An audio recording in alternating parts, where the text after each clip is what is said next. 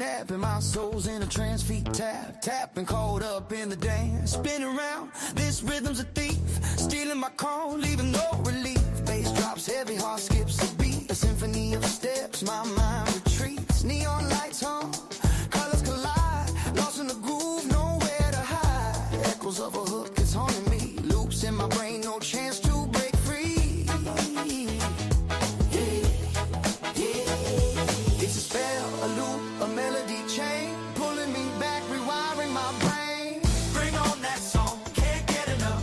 This groove is strong, the rhythm's tough. Over and over, it's taking control. That groove has broken me, body and soul. Shadows on the wall dance just like me. Mirrors in the room reflect ecstasy. My sneakers squeak, the floorboards creak. Bassline speaks in a language unique. Sweat drips like ink, writing my fate. A story of rhythm, too late to escape.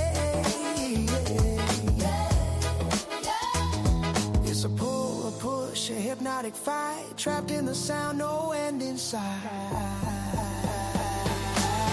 Bring on that song, can't get enough. This groove is strong, the rhythm's tough. Over and over, it's taking control. That groove has broken me, body and soul.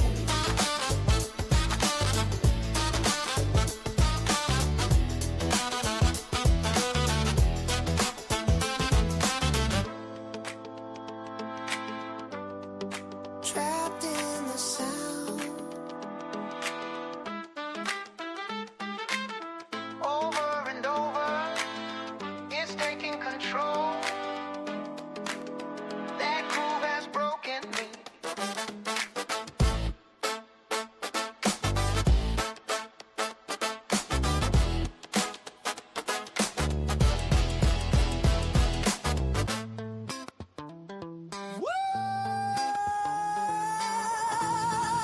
Bring that beat.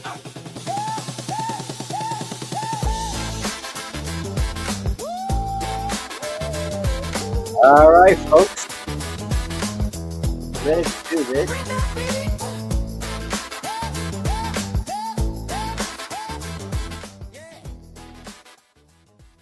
Now, I was under the impression that this press conference was supposed to take place at 2 o'clock my time, and it already happened. I went to go put it on for this broadcast, and apparently it was done already. So I'm going to go back and listen, and we'll listen together. And if anybody shows up, they show up. If not, that's okay. Because, yeah, I got shit to do anyway. There's always something to be done, right? So let's watch. Seems like a short one. I seen some, I don't know, video clips are saying it's 15, 20 minutes. Here it's 40 minutes. So maybe they're including the questions in this and not the others. But this is in relation to sanctions against Iran. I thought it was going to be about something else, but all right. This is just as important. All right, this is we are, doing this with NBC News. I might have to stop for comment, even though this is of national interest and should not be a copyright issue. Anyway.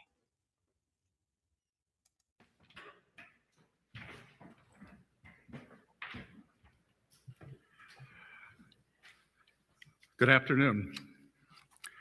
Today, at President Trump's direction, the United States Treasury has begun Operation Economic Outcast, an unprecedented campaign against the Islamic Republic of Iran and its enablers. In the Second World War, D-Day marked the historic beginning of a campaign with our allies to target and drive the enemy from its positions, including those in third countries. Today, in that same spirit, we are launching an economic onslaught against Iran's financial connections around the globe. Our objective is to sever. Oh, so this is going to be like economic world war, right? Because that's what he pretty much said. This is the beginning of World War III, but it's economic world war. And I agree. That's already started. Scott. Anyway, and you're behind. You're behind, buddy. Anyway. Every economic lifeline that sustains this tyrannical regime until Tehran stands alone. Iran's fanatics devote themselves to death to America and seek nuclear weapons to do just that. They have murdered and maimed more of our citizens and service members than any other terrorist regime on earth. And they have been at war against America, their neighbors in the Gulf, and much of the world for 47 years. President Trump has taken action that his predecessors have long deferred. And under I gotta tell you, I'm a little tired of this hyperbolic language. You know, really, is everybody not tired of it? We're hearing the same talking points over and over. Yeah, yeah. Now they've killed more than ever. No, they haven't. They got nuclear weapons. We gotta stop them. Oh, I thought we obliterated them in June and set them back years. 47. They always bringing up that 47 years. Ugh. What's up, DT? You want to come on in? Let me know. Oh, you know what's our link today to join is an interesting link. I always like looking at the numbers and everything. It says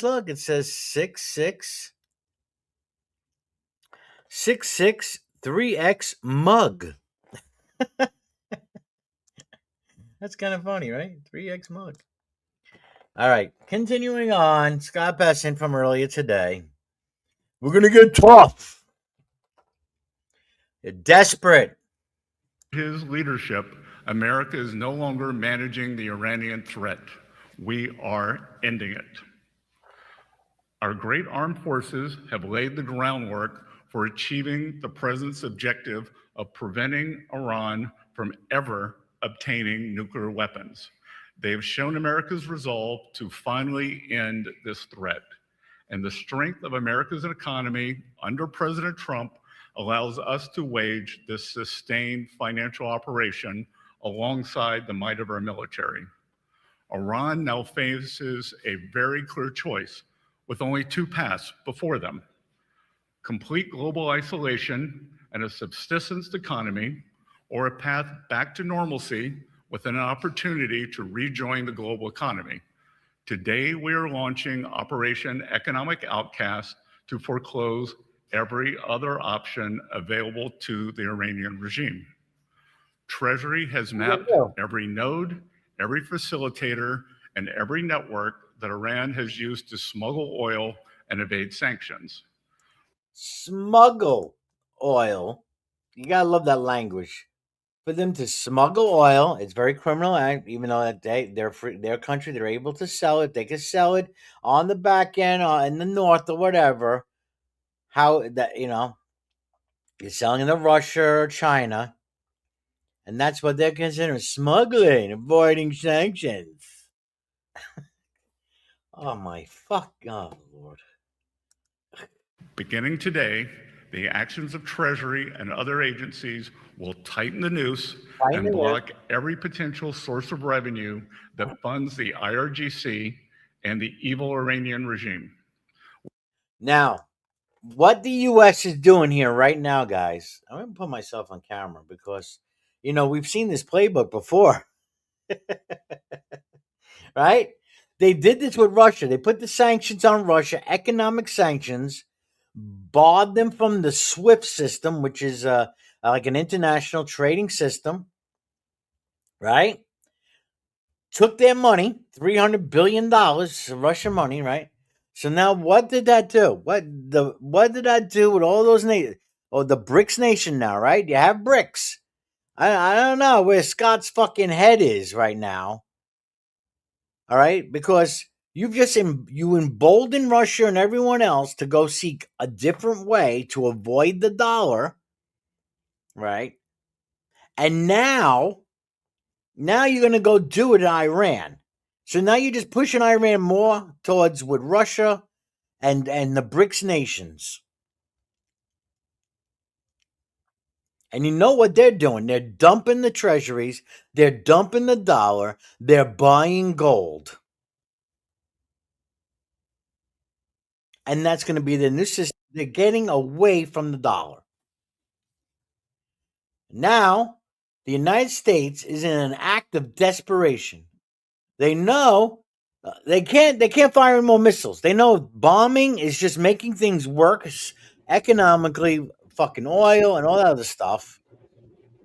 Now they're gonna go and try economic sanctions. The stuff that they probably tried already earlier days.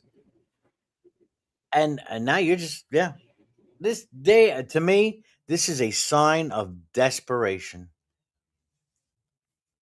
DT, what's up? What's going on, bro, Joe? Oh, it's getting crazy. It's starting, baby. We are enforcing Yeah. a true leakage approach. There will be no minimal breathing space for the regime to rebuild its capacity to inflict terror against America and the world. The final refuge of this regime is in the When has Iran inflicted terror on America? They've been terrorizing us for 47 years.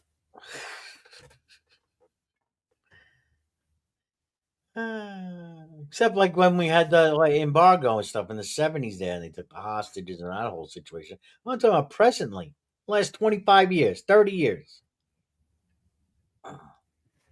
mistaken conclusion of nations that still finance the Iranian threat in the hopes of evading it. It is no longer acceptable to operate in the gray spaces of this conflict.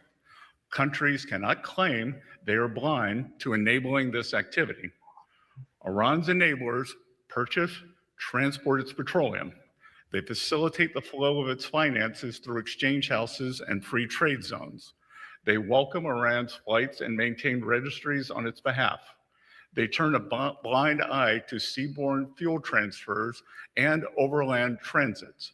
They condone illicit use of their banks, all the while concealing the extent of their complicity. The president is making phone calls to world leaders with specific requests to cease their interactions with the regime. We are already seeing results. Over the weekend, comments from Iranian leadership clearly acknowledged the effect of this campaign, and nations that Can you facilitate pause it? any interactions. So if he just said a bunch of shit, but as far as I know, none of that is illegal.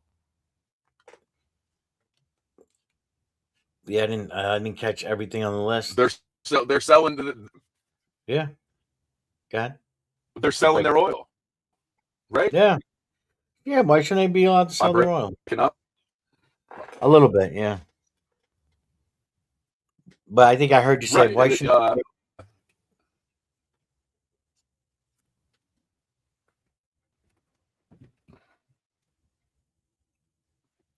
Are you there? Oh. Yeah, I'm here. And the fact that Trump is calling people and asking them to stop doing business with Iran is just that just would lead me further to believe that it's not illegal. They're just doing business. Yeah.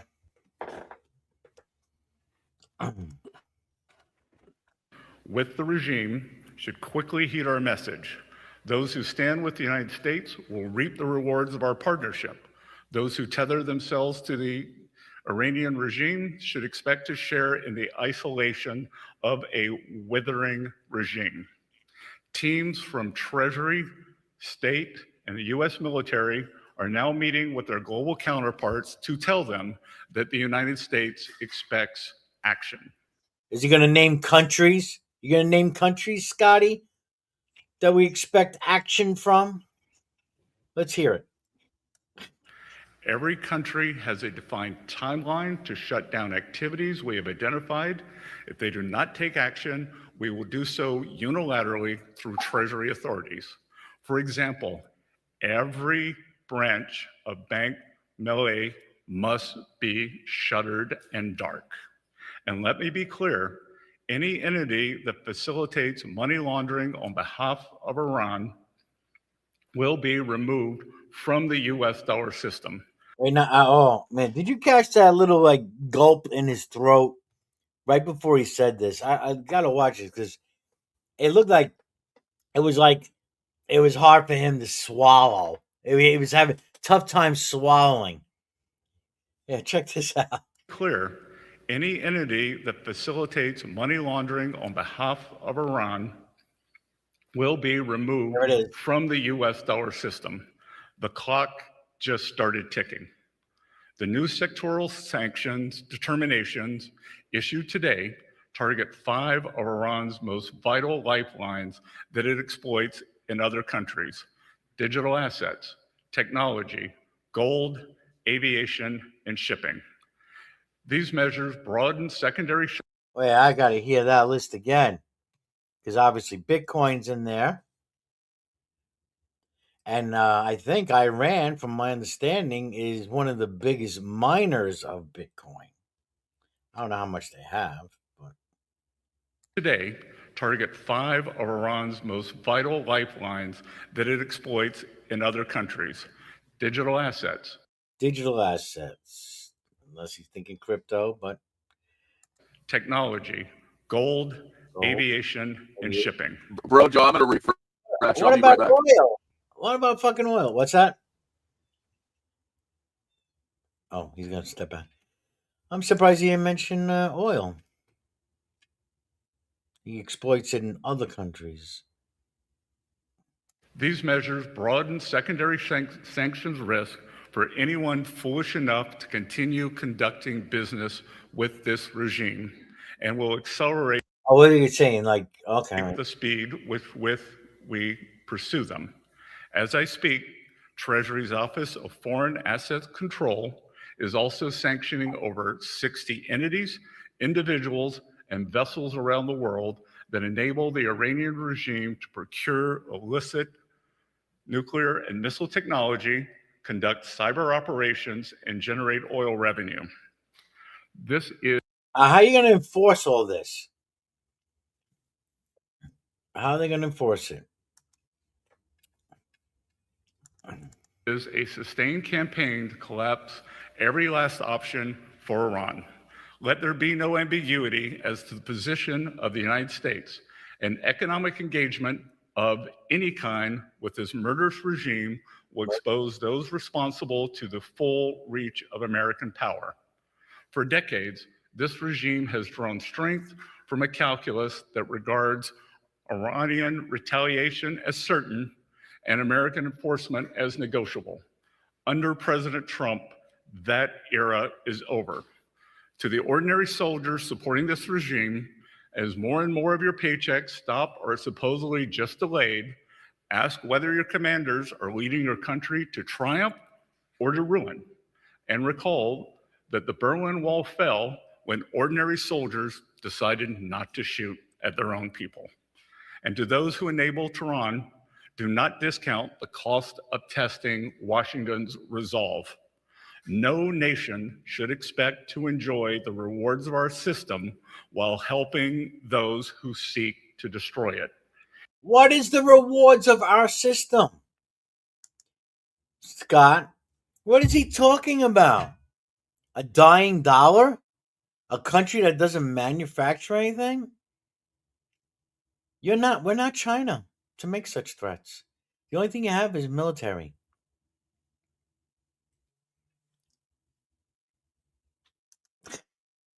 It is now a time for world leaders to make a decision between prosperity and isolation, peace and terror, America and Iran. The campaign we begin today will gather force with every day that follows, and it will not end until this regime stands alone.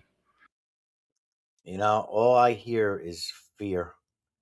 I hear a bunch of fear coming out of his mouth. Yeah, he's.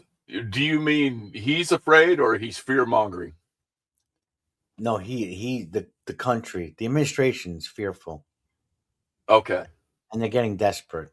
And this is that's happening here. They can't admit that they lost this. Right. They can't admit that they got into a war that they probably shouldn't have got into and now can't get out of. Yeah. With that, I welcome your questions. Yeah, but what kind of questions are we going to get here, folks? Are we going to get little softball questions, or are we going to get some really hardcore questions? I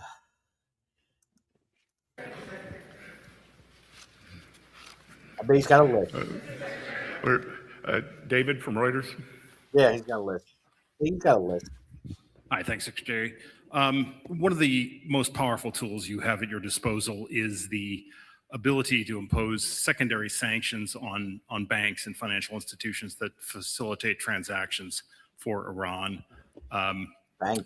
Chinese banks have often been talked about being targeted, but we don't see any of those institutions targeted here. Is that something that is coming in this campaign, or is the very delicate trade truce with China something that could prohibit you from going that far and taking that very big step? We want to make clear here today that no one is above the reach of U.S. sanctions. That if they facilitate transactions and are part of the ecosystem that turns Iranian oil into money, into repression, they will be targeted. We're gonna see how long this lasts, because I call fucking bullshit. Because somewhere in the future, the near future, a corporation or something is gonna be called out for operating with Iran. Yeah, we're gonna see it. I know. What's up? They're not gonna call China out because China has the rare earth metals that they need. Exactly. There you go. Like we find that China's Iran's biggest customer. This is the biggest sign of weakness, the biggest sign that we haven't done shit, that we haven't been able to achieve dick. That's what this is about. This is what this press conference is about. That's what I think. That's exactly what I said. This is this is fear. They're afraid. This is desperate. This is desperation. They're trying to save face. Yeah. The best. Oh, and let's see. I thought this was going to have to do with something with the economy, as far as with gold or anything like that. But September 9th is a date to look at. Oh, I forgot. Oh, Federal Reserve meets. I think, is it the Federal Reserve? Yeah. Well, let me get the whole thing on that. The way to engage with countries is through quiet diplomacy, and we are level setting with every country to tell them our expectations. We know who they are, they know who they are, so when the hammer of U.S. Treasury actions How about if you told us who they are? Will have no one to blame but themselves. Okay, I'm sorry. Oh, yeah, September 9th, the government is starting another, they always give it a different name, but they're starting another money printing fiasco from September through November. They're calling it the U.S. upscale debt buyback operations. Double debt buybacks. Some of that. I don't know. That'd be September 9th. At the same time, I believe it's September 15th. September 15th is when, let me make sure, I think the Federal Reserve meets, right, about interest rates. Yeah, okay, September 15th. So the 9th, they're going to start printing money. A week later, they're going to vote whether to raise rates or not. The printing money is always going to signal that's going to be inflation. If they're probably not going to cut rates. Everyone's saying they're not cutting rates. Everybody wants the rates cut, but they're not going to be cut. At best, they're just going to keep it the way it is. If they decide to even raise rates, yeah. Either way, everything's gonna be good for gold because it's just they raise the rates. The price of borrowing just goes up.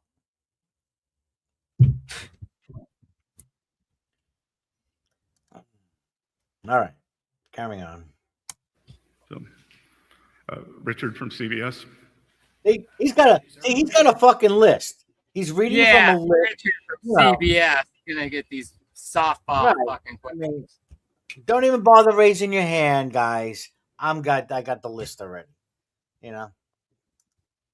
And wow, amazing! You're choosing people from the left, right? Well, remember early on in the campaign, they made it, or early on in the administration, they made it a big deal that they were bringing in all these other people into the White House press corps. Remember all that noise? Yes, they did. I wonder if any of them. Well, that was just before Trump did his 180 and started supporting the swamp. Yeah, I remember what was her face out there. Carol, they started and they always start with the person like the different networks that you never heard from. They would get the first question. They were doing that for a while. Right. And then Real America's Voice actually got a question. That was like, huh? Anyways. But that's no more. There's no more of that shit going on. I haven't watched the press conference in months. That's part of the populist base. Yeah. See, this gets me worked up, and so now I'm really want to less of it, But I thought it was going to be because he's a treasurer. It's going to be something. It's going to be about the economy. I thought it was going to be, it is about the economy. Yeah. No, I'd like to hear the answer to. I'd like to hear what kind of questions are asked and see what he says. Exactly. Yeah. Thank you. That'd be a good question. You said the president is calling world leaders with specific asks, and which one? And that there is a defined timeline. Who is he calling, and what are the asks? We're not going to name names. That we've already seen some results, and he's lying. You're fucking lying. I can't. We're not going to name names, and we already saw some results. Where? Who? And we all know it's not going to be China, so just relax. Fuck. So much for the administration of transparency. That I am confident the president, as you all know, is quite persuasive, and we are following his calls up with calls from visits and calls from the State Department and from the U.S. Treasury, expecting them, the leaders, the countries, and the entities exactly what we expect and the timelines. And I would expect that very quickly, if they do not respond, then you will see the ramifications of their actions. How can we see the ramifications of their actions if we don't even know who they are? Well, if there's no actions taken against anybody, you know that they're towing the line, I guess. Or they're just bullshitting. Well, we won't know. Can you say how far the timelines are?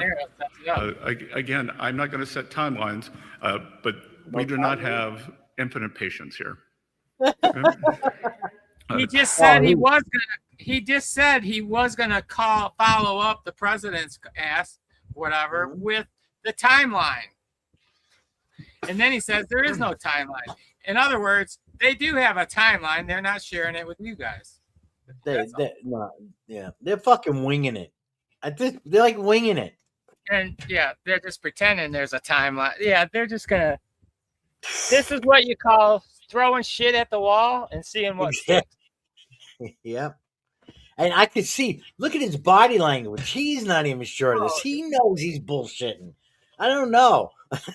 No, definitely from the very start, you could tell that. Jennifer?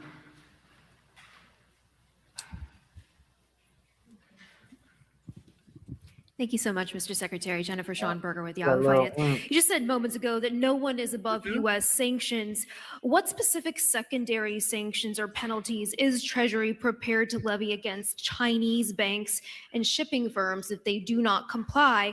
And then secondly, as you look to take these on... Good question, and I'm surprised these are planned ahead. But anyway, we'll see how he answers. unprecedented sanctions.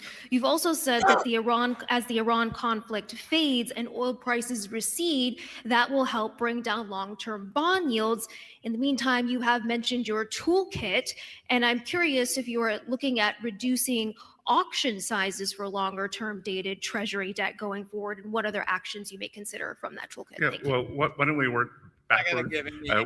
We issued the quarterly refunding announcement 2.5 weeks ago. We are going to continue with our regular program of auctions. So you will be hearing from us again at the beginning of next quarter. In terms of, as I said, every country, every entity should know that they should be prepared to face U.S. sanctions. And no one is above this. We are going. And you're just going to push them towards bricks.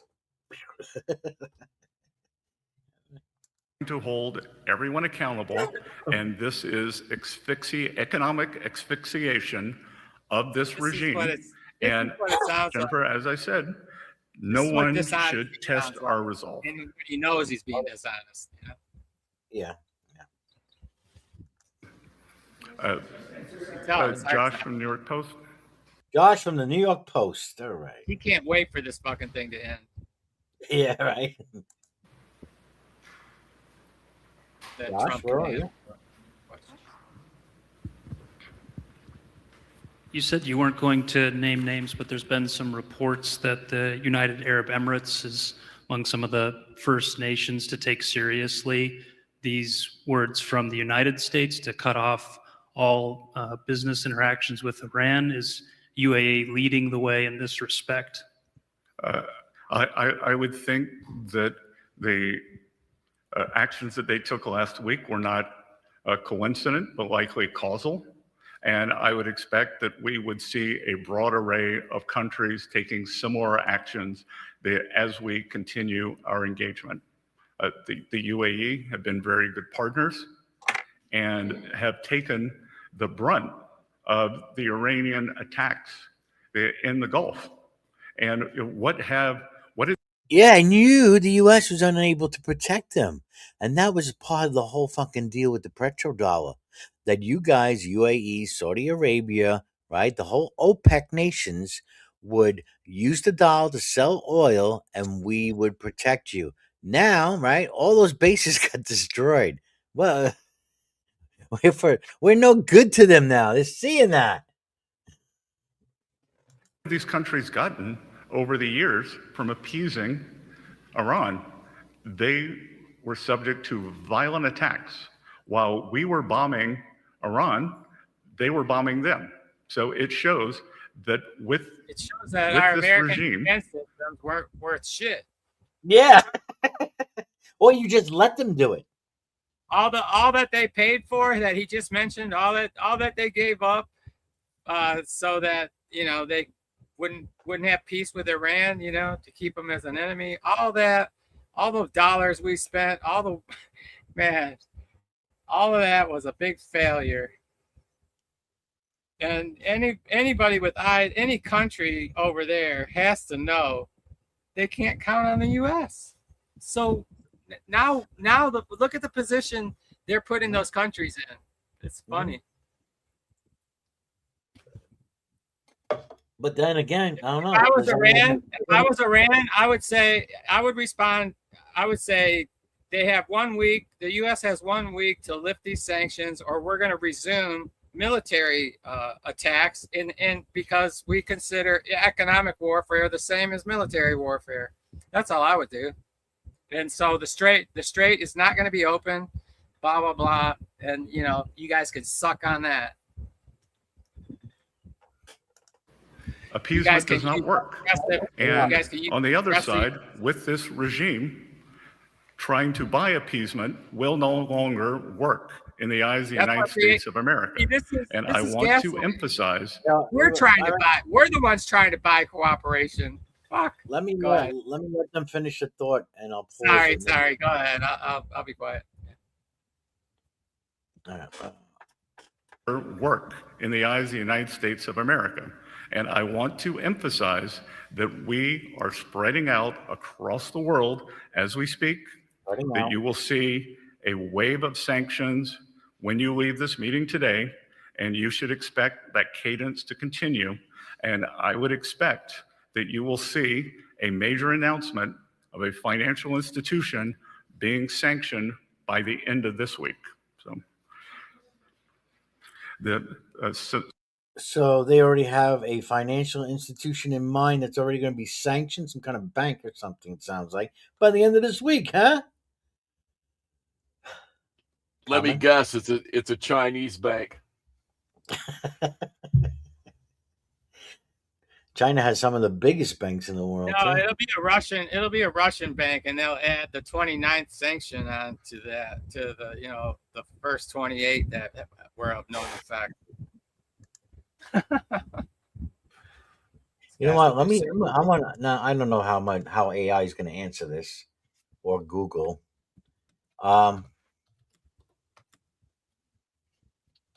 What banks do business with Iran? Simple question. No, ask what bank, what bank, or what financial institute was Scott Bessent likely referencing? That's what I would ask. Maybe.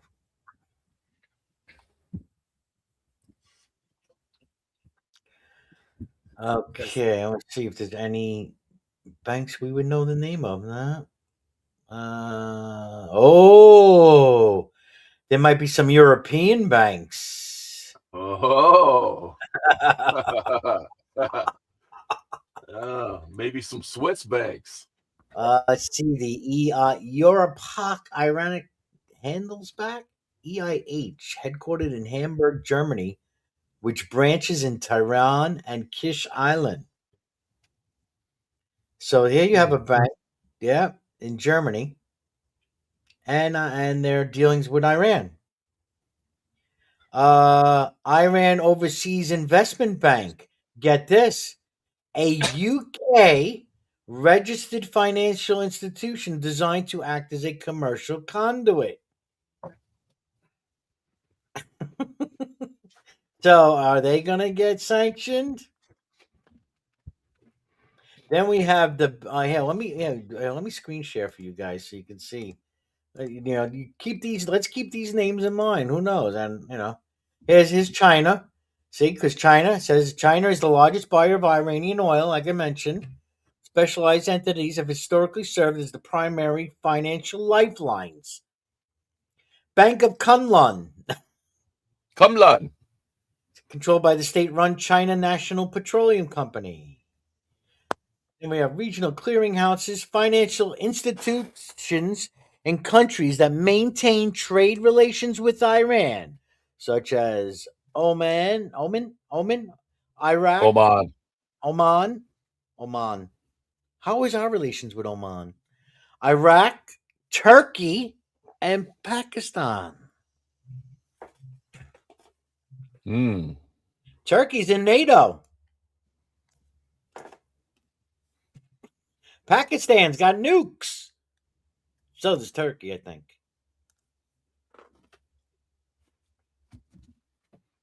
So yeah, let's keep these in mind. Turkey, Pakistan. Let's see what kind of sanctions, because we already know they apparently, according to AI Google, they're doing business with Iran. Sandy's propane truck just showed up. Very good. Yeah, I had my tanks filled a couple of months ago. I have also gas tanks in my garage. Maybe I shouldn't, advertise it, but yeah, I have gas tanks filled with gasoline too. Not only do I use for my lawn, yep. I want to get another propane too, just in case. Backup energy for those generators. Yeah. You never fucking know. Yeah. Turkey doesn't possess nuclear weapons. Okay. But NATO has nuclear weapons in Turkey. Okay. Yep.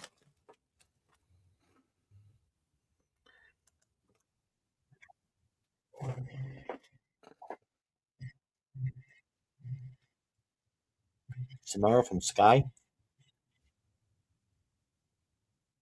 Huh?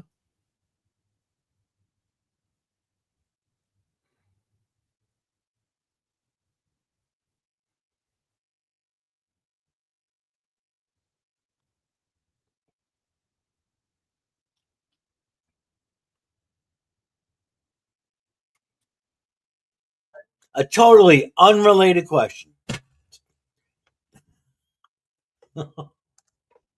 What was it? I missed something. I don't know if you were muted or. Oh no, I wasn't muting. I said it's a Oh. totally unrelated question. What's the totally? Oh, I'm sorry. I thought I had the conference back up. I'm sorry. Okay, let me put that back. I'll put it back up. There we go. I don't know, Al Jazeera. I think he was getting a question from Al Jazeera. It says Samira from Sky. I don't know. Let's see here. No, I'm looking for Samira from Sky. Al Jazeera, and what did you do to them again? No, hi. Oh, lady from Al Jazeera is trying to get a question in.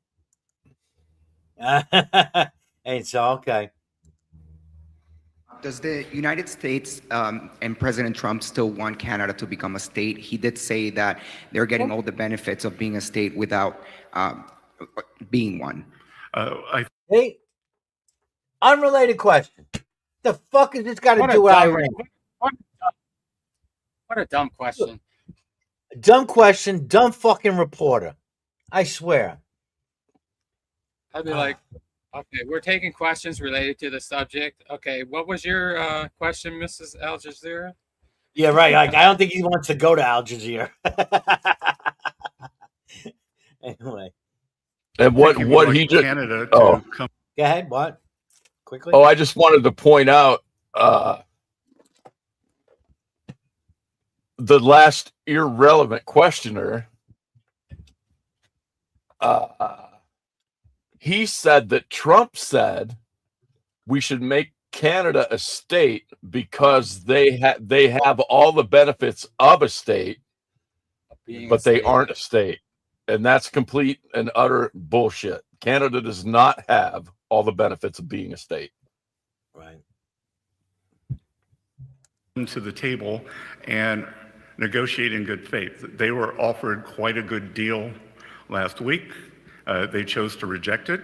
Unfortunately, Prime Minister Carney rose to power on an anti-American, anti-Trump platform. I believe he was more than 20 points behind, and he seems to have gone back to his old playbook. And I think one has to ask oneself, is he trying to benefit himself, the Liberal Party, or the Canadian people? Because they were offered a very good job. So, very good job. Yep. Oh, now he's pointing to somebody. I guess he's swaying from the list. Well, he sees a friendly face in the crowd. Help me. Yeah. Do we have a related question, please? Secretary Bessent, if I could shift to bond yields quickly. We saw. Now we're going to shift to bond yields. We don't even know who's asking the question, though, do we? Right now? No, we don't. No. Like that guy should say, down today after some turbulence and going up last week. Can you tell us if there's any possibility that there will be more bond buybacks anytime soon? Again, we haven't bought a single bond yet. The next time we have an operation is September 9th. So there it is, September 9th. We will see on September 9th. All right. One more. Let's see. The United States is so desperate now. They are buying their own debt. They're printing money. They just keep buying their own debt now. It's just more worse now. Right. And I think it was, I watched something earlier. I think it was something you posted. And that's what it said, is they're going to start printing money to buy our own bonds. Yep. And because Japan sold our bonds. Japan selling our bonds. Yeah. And the problem with that is the price of everything's going to go up. That's But right. the American people aren't going to notice any of that until like 9 months to a year from now. Yeah. I say So they've sooner. been doing it forever. Yeah, but it's now worse because now Japan is see there's been this thing, it's called the Japan carry trade, and banks would borrow money from Japan, the yen, at like 0% interest, and then they would go get bonds and treasuries and whatever at 3%, and then they would make the difference. But now Japan has to raise their rates. Their economy is suffering, and there's just they have to, and to save it, they're going to raise rates, and they're going to sell the bonds, and that trade is no longer appealing. So that's why people will go to other things like metals or whatever, and so now we got unless people and right now, first time in decades, central banks around the world hold more gold than they do U.S. treasuries. So nobody wants these things. They're dumping them slowly but surely. China's been doing it too. Dumping it slowly but surely. China's also. Hold on, I'm sorry. Let me just finish this point. I could bring up charts if you like. I look at gold, the buying of gold from China, especially the last year, every month they're doubling up while the price was down. They were buying the dip heavily. Go ahead. Yeah, the heavy irony of all this with Japan is it's all a direct result of this unnecessary war that the Americans entered in for Israel's sake. Well, I think that stuff would have happened anyway. Well, I'm saying it was the fuel crisis. It was the fuel crisis that sparked the whole thing over there. The inflated fuel costs. Yeah, but it still there was a problem there anyway. Well, Japan has always been like, just trying to get back from serious financial. It had like no growth for a couple decades.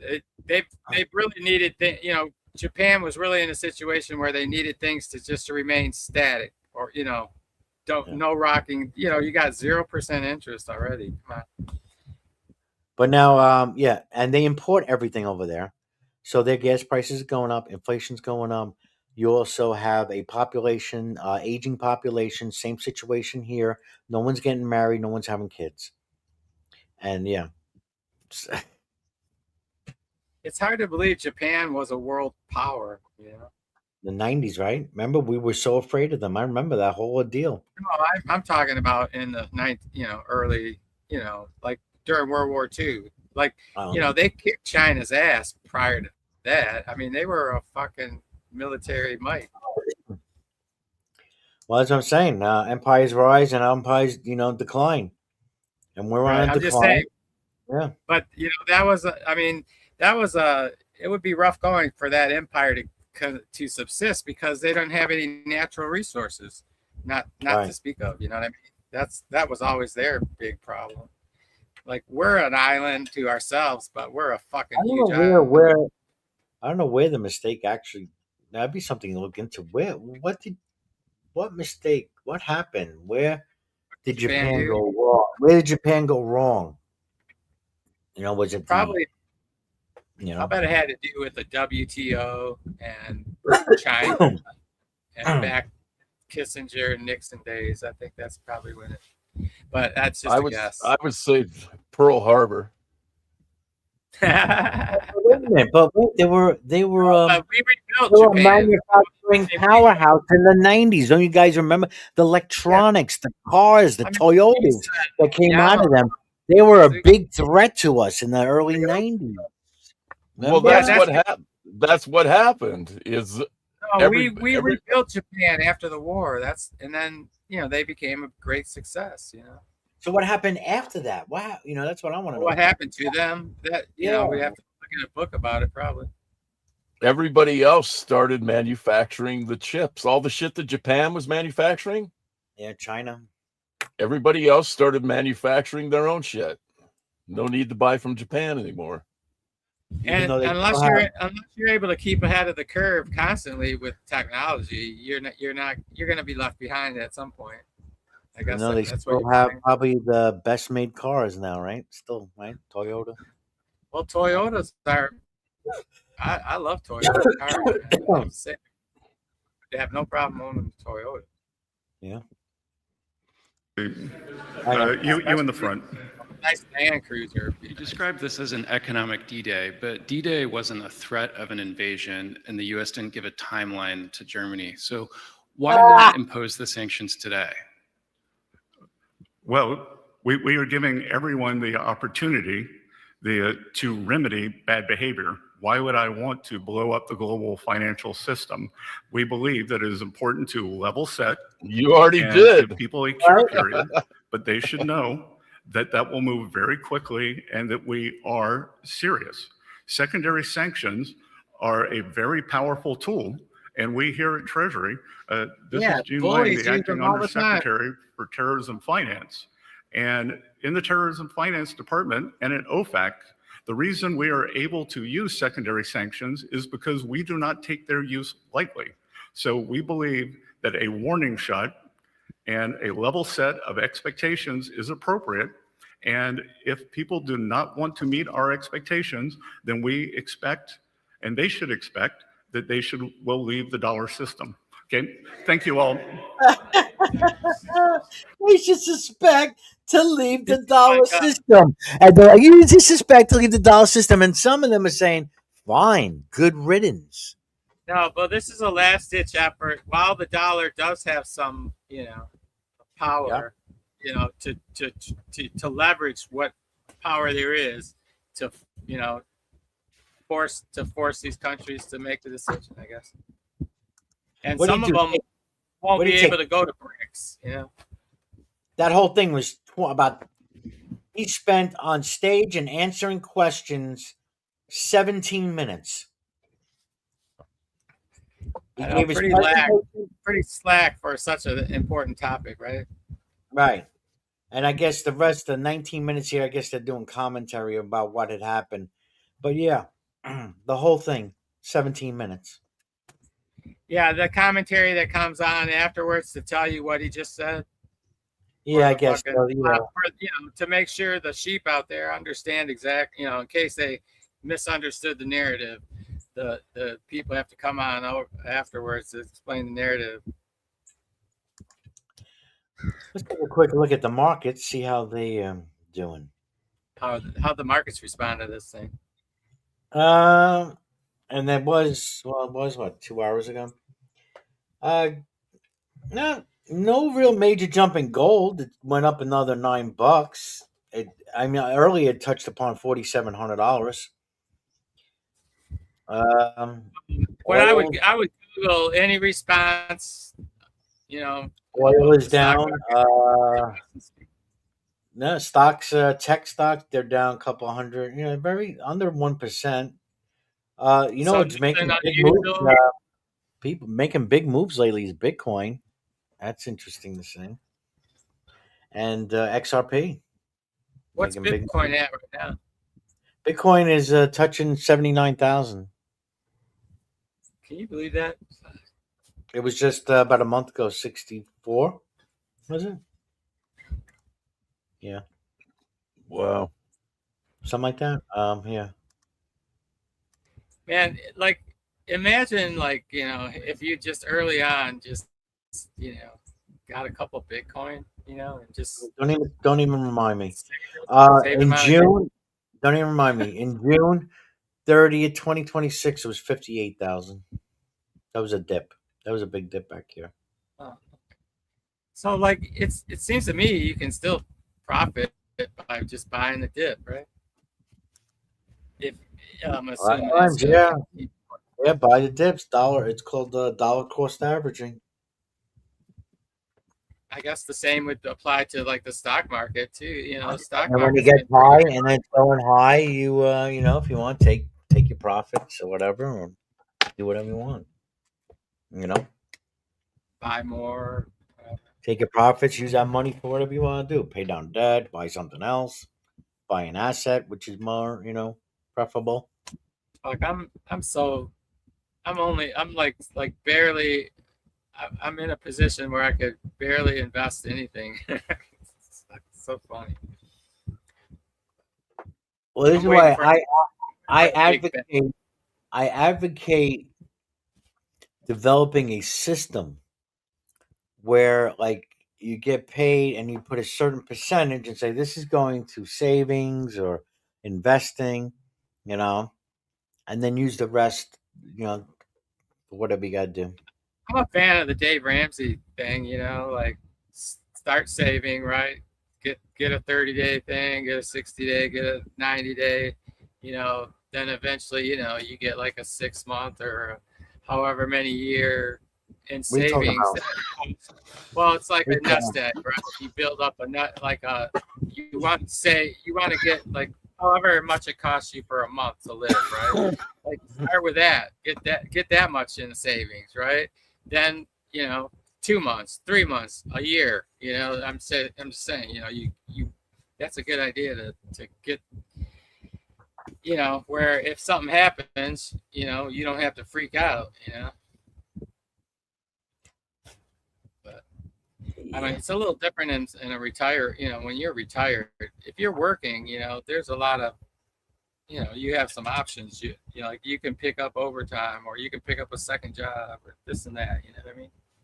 And it's always The wife, advised have 3 to 6 months at least of living expenses on the side in case, you get injured, you lose your job, laid off, whatever, where your income is interrupted. Yeah. Like now, like couple months, like I should next month. I'm like, where's the work? It's slow. It's But coming. It is going to be slow for myself. I'm if you seeing got the a $2,000 mortgage, that ain't no joke. 6 months. right. Yeah. I mean, not for just anybody. I mean, shit. Yeah. So to have something on the side, so I could sleep at night. So you have it. So when those tough times come, you don't worry so much. So I had this tooth extraction a couple months ago now, I guess. But Did it cost and $4.20? no, it was. I mean, I think it was under 200 for that. But But anyway, the procedure to get a post put in and a tooth put in like that instead of a bridge. I'm not. I would go for the bridge thing, but. Anyways, that's like 5,000. Like they quoted me like $5,000, and I'm like, fuck, that's like 17% of my annual income. You're talking about here, lady. Well, about Medicare, Medicare like that. You don't get Medicare, right? Medicaid or anything at 65? Yeah, you do, but it doesn't cover dental. Oh shit. Okay. Yeah, keep that in mind, I guess.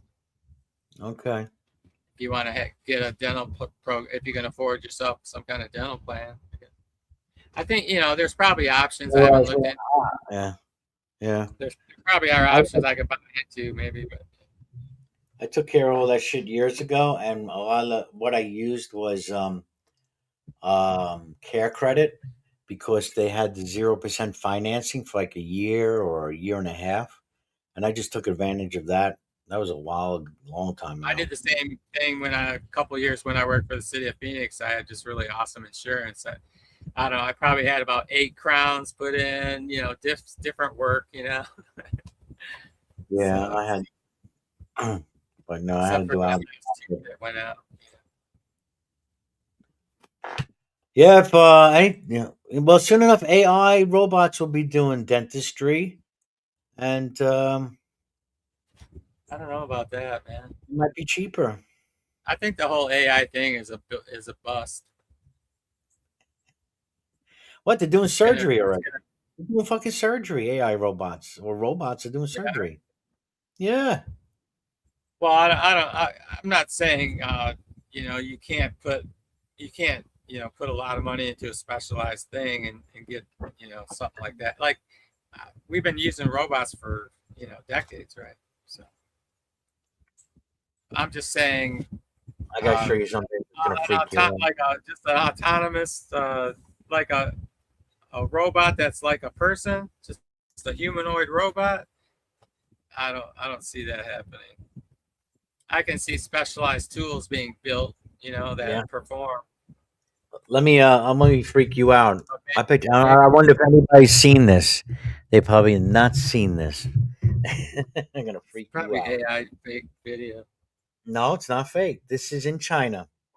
And this is I don't know if it's the first one, but it's the 2026 World Humanoid Robot Games in Beijing. This is so fucking freaky. Check this out. Did you guys ever hear of a YouTube channel called The China Show? Yes. Yeah, the World Humanoid Robot Games.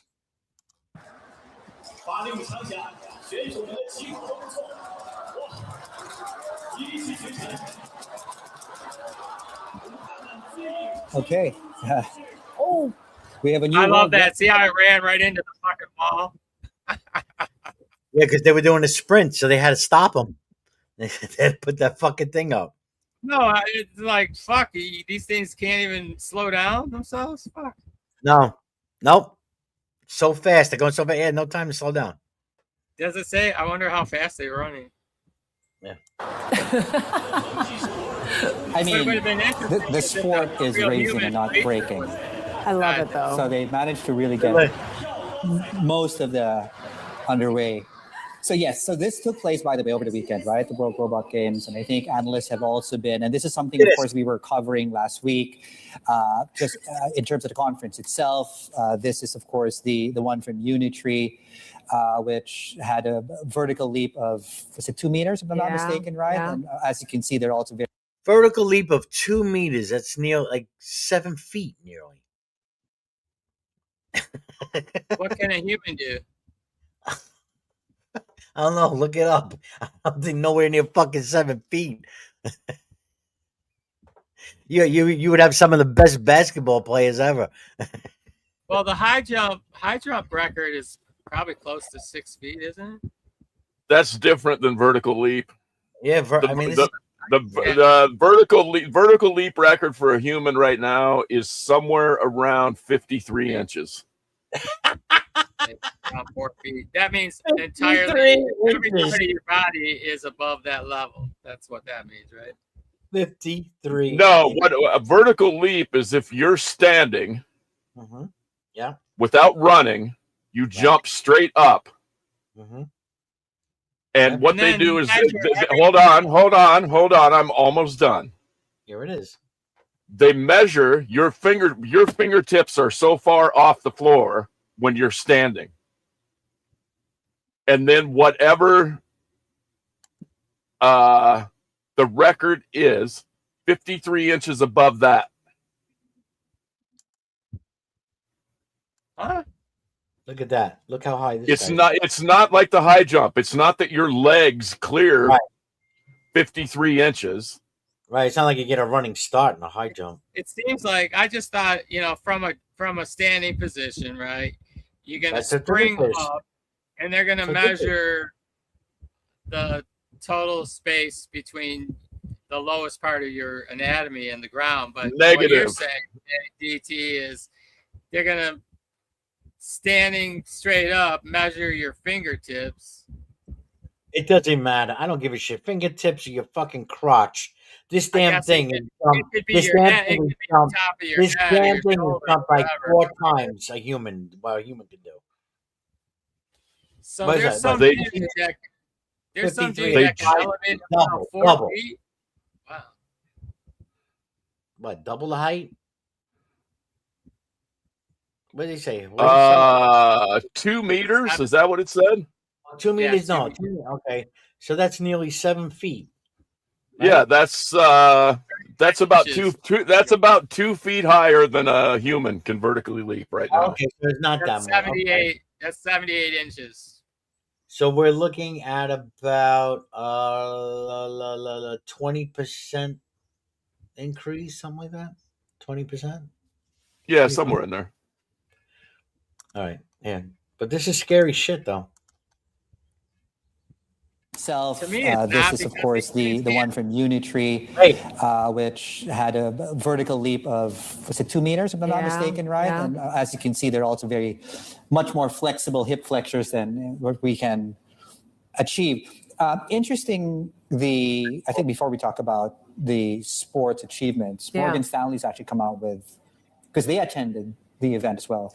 Well, the World Robotics Conference, that was yes, also that underway went in into Beijing, the, went into right? the games, yes. It was a whole week of robots, really. And it's interesting where they're seeing the progress and where we're seeing, are we at that inflection point where you can see some mass deployment of these humanoid robots now, right? And then the commercialization of that part of the story, they say, is underway. But key things to watch, does it create enough productivity and data that they can actually scale this up massively, right? And that's certainly going to be the key question for the industry overall, right? But, it's great video, right? You take a look at that, So right? good. Tiangong Ultra. Yes. So that was made by X-Humanoid. This is a Beijing-based company. Basically beating Usain Bolt, right? The world record in the 100-meter sprint at the World Robot Games. The record 9.58 seconds. So it's faster than, arguably the fastest man in the world. But yeah, the finishing is never too never too pretty yet. Not too pretty, right? They can't stop. 9.5 seconds. I could come up with a better net to catch those fuckers in, and it seems like they're subjecting their whole robot to a bunch of damage at the end there.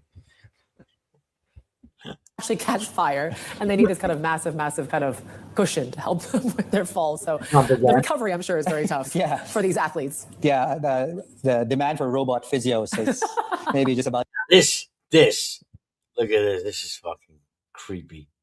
the skyrocket as well. So they haven't quite nailed the landing, I think, but it's really from another level and another world when you look at this parade, for example, right? And I think some of the commentary creepy too, I have to say.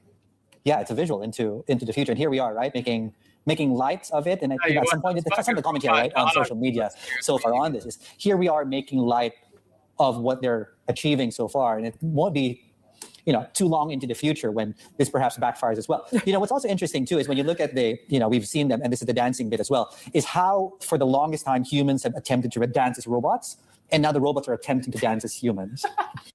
Where's our robot parades? Where's America's robot parades? The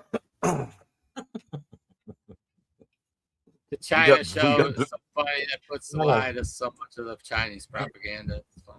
We couldn't We even got bigger fish to fry. Couldn't even do a drone show for 4th of July. It is very ironic. There's never quite an intersection between. Did you ever master that, the robot dancing? The isolations, like I just can't. China draws 666 teams globally. You think they did that purposely? Oh. I bet they couldn't get a robot to do Michael Jackson's dance. I bet they can't get a robot to do that. Sure they could. But they got one that can fucking ride a fucking snowboard, man. Yeah, man. I'm still waiting for the popping and locking. The popping. I always wanted to pop and lock. Even Crump. Pop and lock. I just never got there. That's But why you we're know in the what? stage job. They dance together. Yes. One of those. But one no, of those the events robots itself is are quite like- interesting, right? So athletics, football, weightlifting, This tug of guy. war, I like this. table tennis, as well as scenario-based contests. I love this. In logistics, hospitality, and household services. So there's a yeah, I can't get He it. actually I can stopped. imagine now. So I'm sure you've seen Some of these clips are just so funny. This guy, hell, they even give him medals now. this on social media, right? So there's the world All these medals. I love it. housekeeping competition. I think. Oh yes, Oh, I like it. where they make the bed and it's like Right. pristine and like Oh, so quick. I love it. And let's see if these robots can actually, because that's really where I think when you look at displacement and labor and everything else. It's like fucking part horse. It's like a Right, horse. that one did a great job of avoiding running into the other one though and crashing. That was amazing. Right? That's perhaps one area where we could actually Be more productive. be more productive. Yes, there we go. They need to keep on the lane though. Look at those legs going.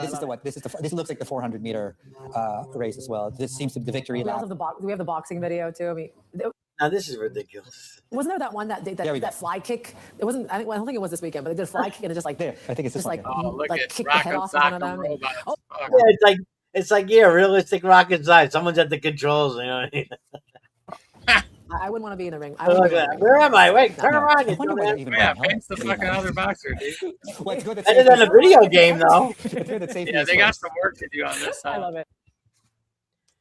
Better than a video game, though. Can you imagine going, to a arcade and you get to battle with a robot? Use a robot. Fight your friends. Did you see that tray of dough? That tray of dough I showed you? My dough balls in a tray. Did you notice that? When I made some dough this morning, and so I was just forming it into dough balls, and when I took it out to the fridge out here, I put it in front of my camera. Guess not.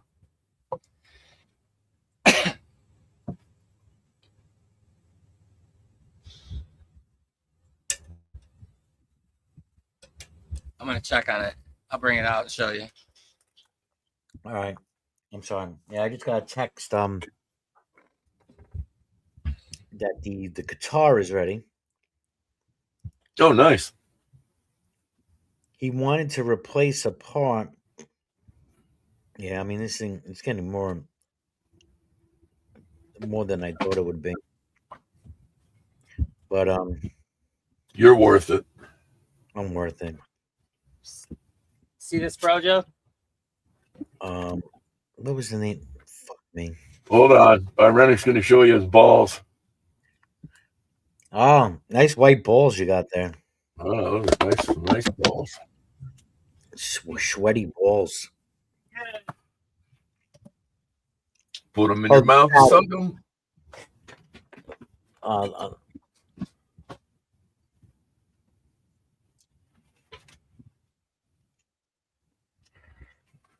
He wanted to replace the he did the strings and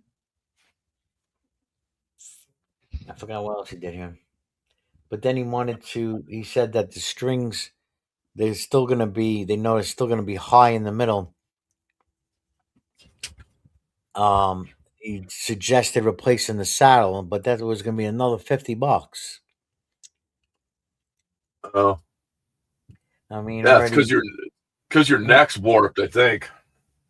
Well, yeah, they saw a little warp thing. That's why, yeah. Well, they thought they would get around it, but you don't use the strings right in the middle too often. So I told him, you know what? Let me take it as it is because it's already like $150 in. I'm like, this is more than probably what I paid for the guitar. And but yeah, but it's your Fender from 50 years ago. Oh, that's the thing. Yeah, it's my Fender. So I told him, listen, I'll take it. All right, can we do that? I'll try. I'll play with it. And can I still, if I want, come back, get the saddle replaced, same price, that kind of thing. He said, no problem. So I'll get it. I'll play with it. And right on. See what happens. I'm sure anything I get right now is going to be an improvement. I'm going to fix an improvement. Yeah. You really just need to start playing the fucking thing. Yeah, I know. Right. But if you can find a guitar that is fun to play, it makes playing it more enjoyable. You know what I mean? Like if you're not struggling with some kind of aspect of the damn guitar, you know what I mean? Like a woman.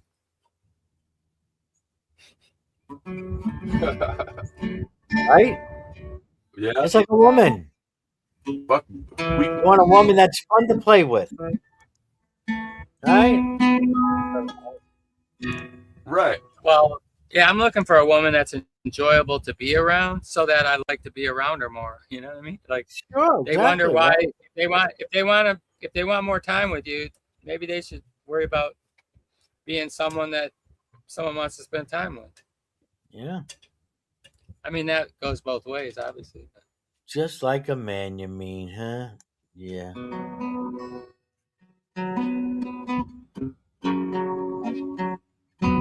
We can't even keep up with our missile stock, let alone build a fucking drone army. I know, right?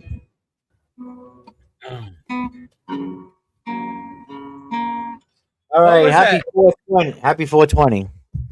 Somewhere. Cheers.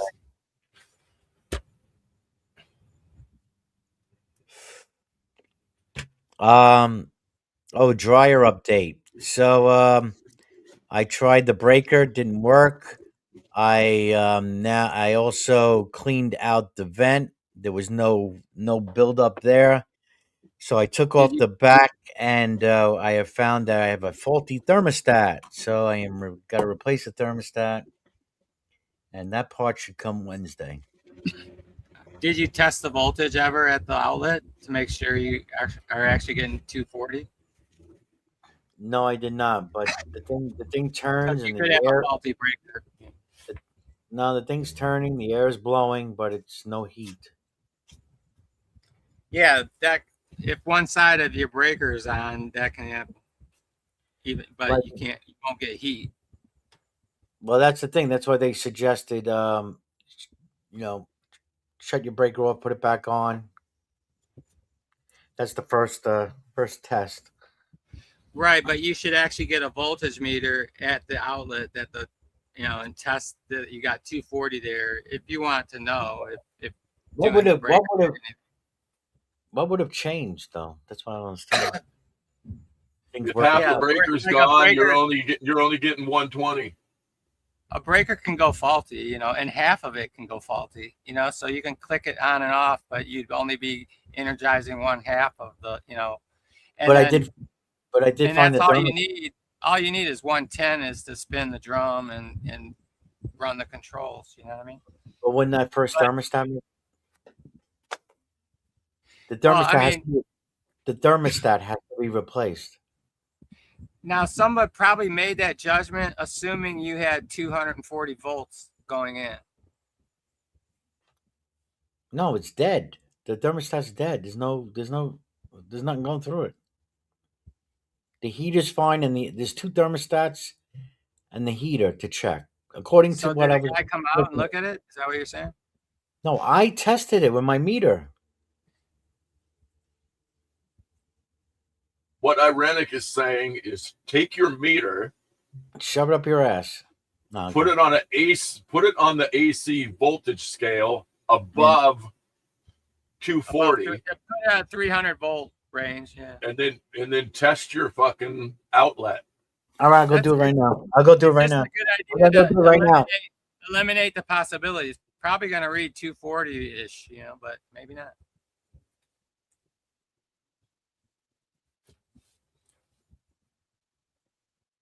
I mean, I'm just an electrician. That would have been the first thing I checked, and then I checked the appliance. But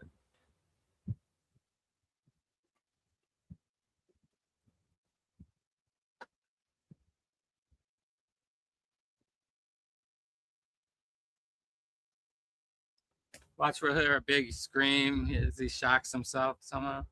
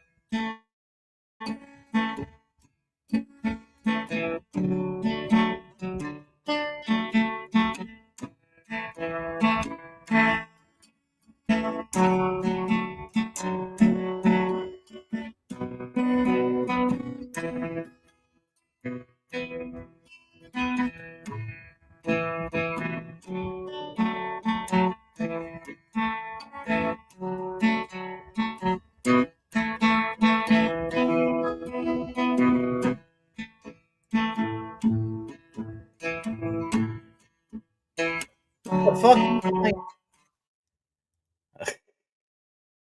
Guess what? He's still playing. I'm gonna mute him. I'm gonna mute him. I'm mute him. He doesn't even hear me. The prongs on the meter are fucking not long enough. This like this short. You're muted. You're muted. Did I unmute you? There you go. Why was I muted? Because your guitar playing. I was trying to say something. You weren't hearing me. Oh, okay. I didn't know you came back. Yeah, I was gonna say one option is you can pull the plug out only partially just to expose the blade, and then touch the blade. Do you understand? Oh, okay. Put the plug back in and then do that. Okay. Yeah. No, that's a good choice. All right. Good option. Very good. Thank you. That just comes from experience. That's all. Not everyone had 30 years experience doing electrical work.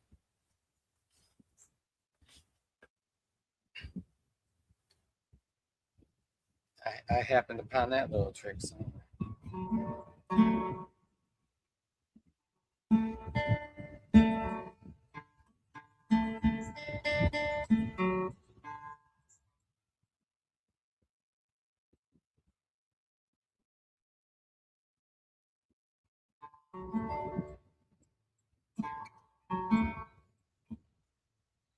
Let's see who can guess what this song is, if anyone can. Hold on, I gotta put the pick down. Maybe I don't.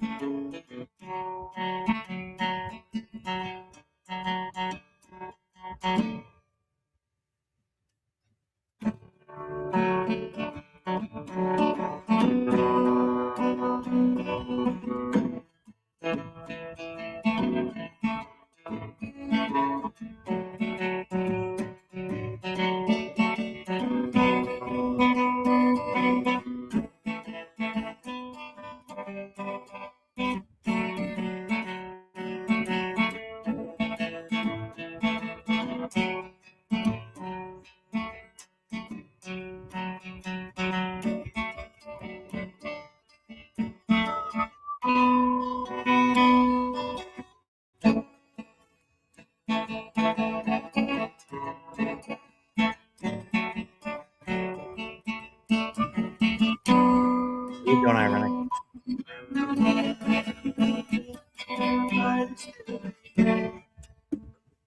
Are you back? I'm back, and the voltage is good. 240. Nice. Over 240. Probably the thermostat, Brojo. Yeah, you think? Because I did check it, and it was no good. There was no continuity. I think your thermostat's probably fucked. Yeah, so I'm going to get it Wednesday. I already ordered it. $10. Is it coming from China? I don't care where it's coming from. It's coming from Amazon. You should read my comment. What?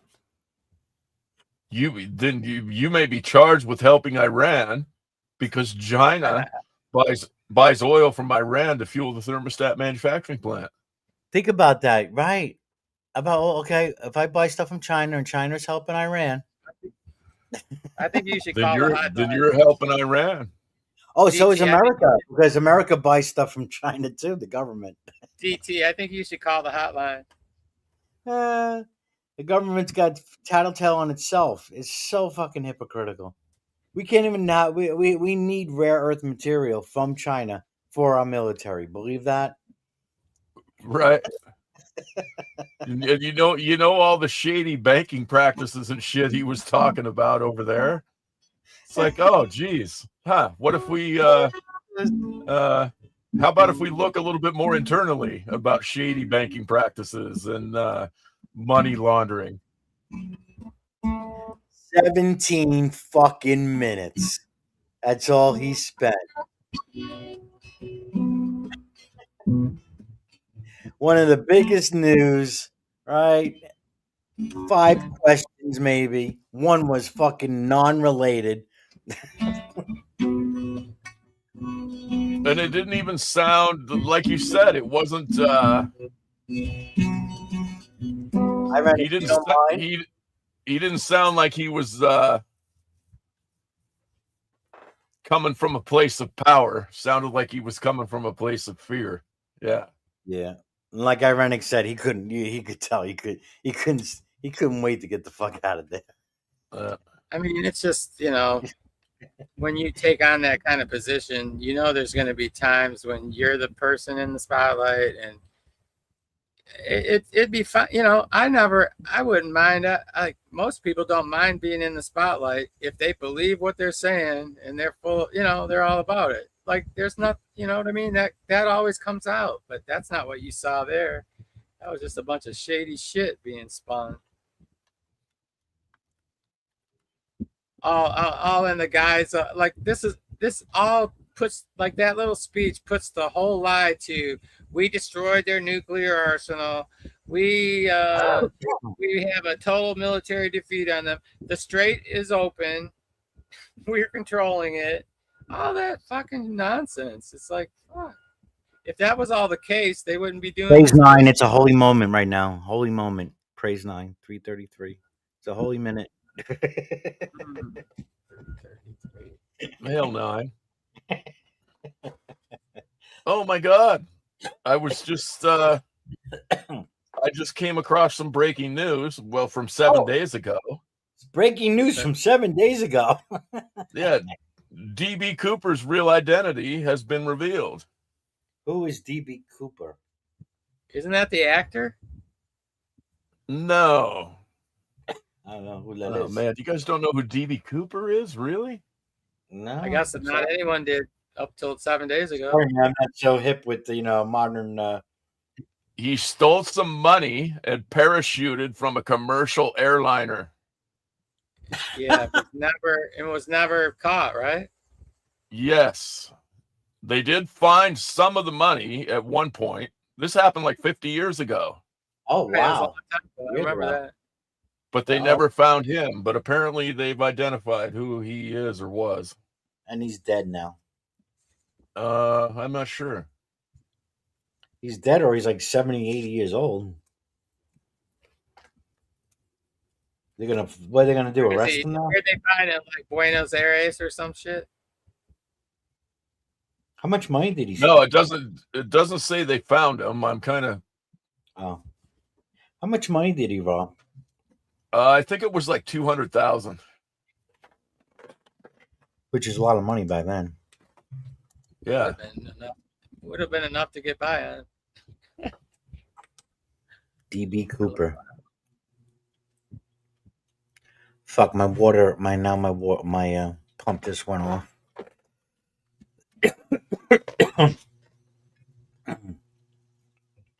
kind of nice being able to fix an appliance, though, right? Like I have this air compressor, and the part that's supposed to shut it off when it reaches pressure, failed. Yeah. Fucking little $8 part. I just bought it at Lowe's, so I didn't even have to wait for it. But yeah, this would be like probably the second time. It works, This is the second time I'm fixing this dryer. First time was the belt. Change the belt. Did work on the washer too, until you just can't no more. Just doesn't work anymore. Well, sometimes you can't. I don't know. The Sometimes dryer seems pretty easy though. I mean, that shouldn't. The dryers dryer, dryers are lower technologies. yeah, exactly. Well, you got 2 thermostats, the heater, the belt, couple belts, and the tumbler. I mean, unless the motor goes bad, I guess. Like most home furnaces are, like that too. Just change out a module or change out a piece, a little part or whatever. Now, if we can just get back to doing cars like that again. That's how it was when I was growing up. I loved work. I had a little '68 Mustang. That was a great car, man. I learned a lot just working on that thing until I crashed it. But the 2 other things I should be doing now is either finish painting that fucking wall or cutting the lawn, because that fucking grass is grown with all that fucking rain. It's the night's getting chillier now, right? It's starting to get a little bit chillier, well, at least over here. Definitely feels like fall has fell around here. Fall is right around the block. I love fall. That's my gotta be favorite. The foliage, I love it.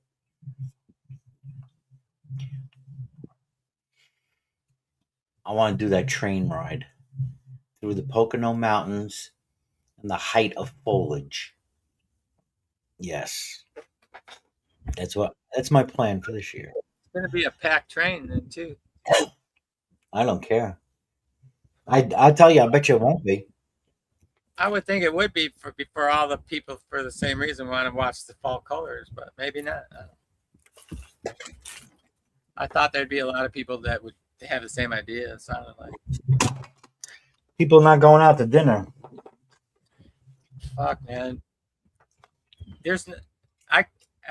I can't remember the last time I ate out anywhere that I could remark, oh, I'm glad I ate that. Really? Yeah, as opposed to, damn, I wish I would have been home where I could eat something good. I had I'm too spoiled. Oh no, I ordered what was at one place. Where was it? It was at a brewery. Forget fast Nice, food. double burger, fucking bacon burger. It was really nice. It was good. I was happy. Oh, okay. So there's this marina I go to. It's like they have a weekend, bands and stuff. But they have a really good burger. Definitely have a good burger and good onion rings too.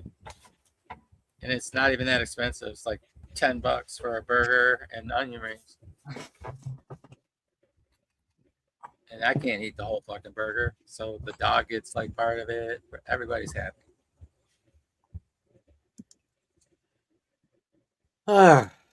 Little Jay doesn't like onion rings. Though. Shouldn't be eating them anyway, right? No, dogs shouldn't eat onions. Or supposedly, I don't know. I mean, every dog I ever had ate, some kind of onions on some kind of basis, and what I mean, from eating leftover meals or that have onions in it or that kind of shit. I think it has to be pretty concentrated to do damage or kill them or something. Excuse me.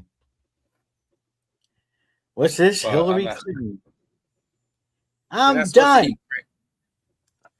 They're not supposed to eat grapes either. Anybody seeing Hillary's emails around? I keep forgetting. Like, I don't know if I'm probably not subscribed to his new channel. What's going on here? Is this live? I'm sorry to interrupt, but is this still going on? Is this a repeat? The GOP oversight questioning Hillary regarding have we heard anything about Epstein? No. But here apparently she's being grilled. He was Ghislaine Maxwell's nephew. How old is the video? Does it say? Absolutely fair to say. And I speak for everyone in my campaign. Obviously, it's a huge enterprise, but I would be surprised if anyone knew that he was related to Ghislaine Maxwell, but I can absolutely testify to the fact that I did not. Sounds Are there like any modern day. or claims that have been made against you with respect to Mr. Epstein or Ms. Maxwell that you would like to address before we move into some chronological questions? Well, I don't keep up with all the conspiracy theories and the crazy allegations that populate the internet, so I'm sure there are. But I will do my best to answer your questions as you pose them. Okay. I will ask a series of chronological. I can tell she's very already how she's like she's keeping her hands under the table, right? You know, it's this way not to give away any kind of body language. This is where I want to listen to the behavior guys, behavior panel Yeah. guys. I know I listen to them a lot, and it gets me watching people and stuff. Though, you know, everything doesn't mean, you know, it's got to be a number of signs usually, right? Using Oh, here we go. We got hands on the desk. I wonder what was the question? Maybe she changed position.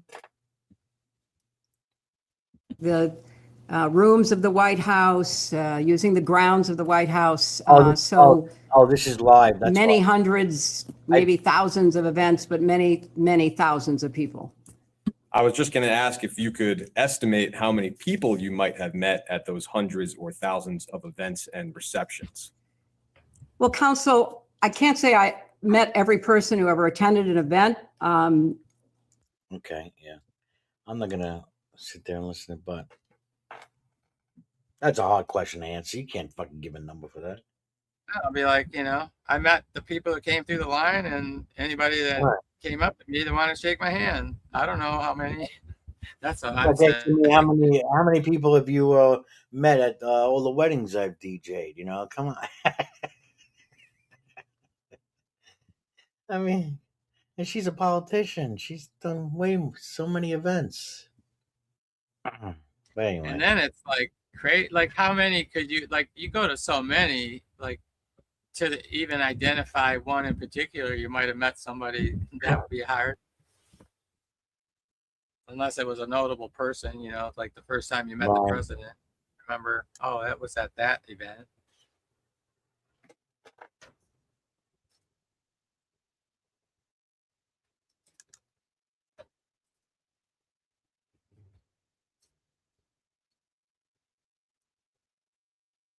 I'm still glad Benman got fucking spanked.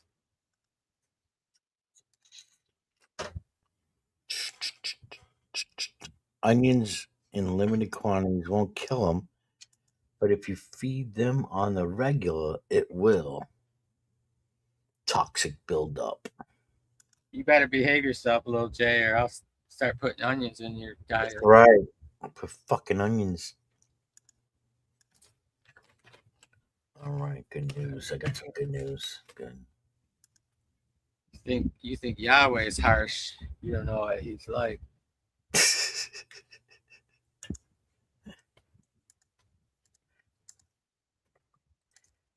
Da, da, da, da, da, da, da, da, da, da, da, da.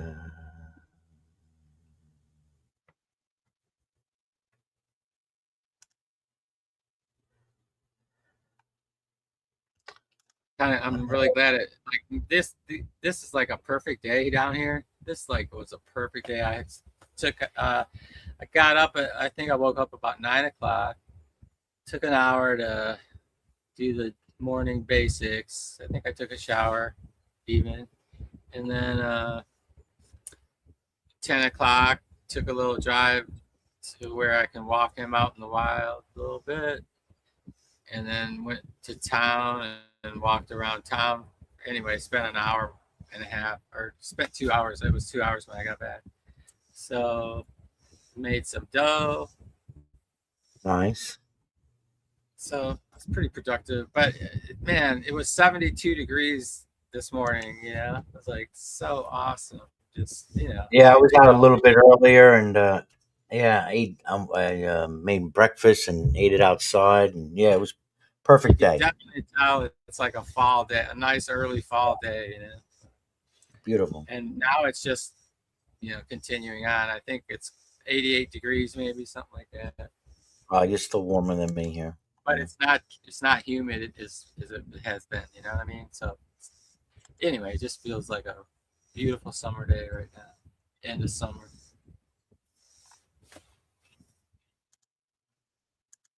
Thank you, Jesus.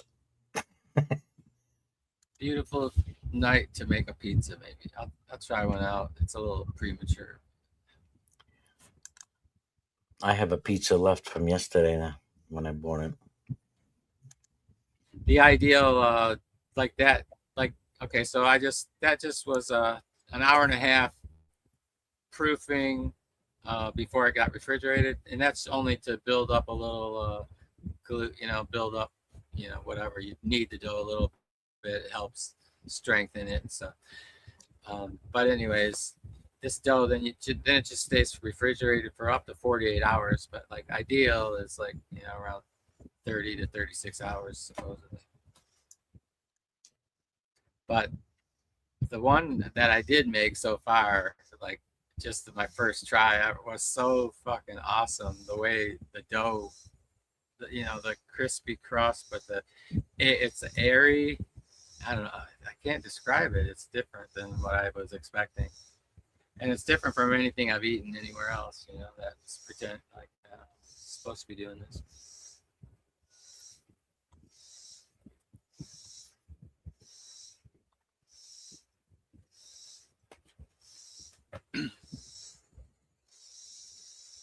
Has anyone out here ever? Have you guys ever tried a margarita pizza where it's just like the sauce, some fresh mozzarella, and a few And a little bits of tomato and some bits like cut up. The basic is the mozzarella, fresh basil. mozzarella. It's just tomato sauce, and then a little clumps of fresh mozzarella, and then some basil leaves spread around, and then that's the basic one.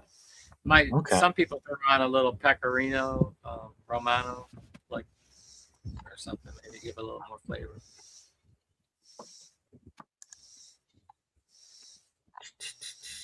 But they're really like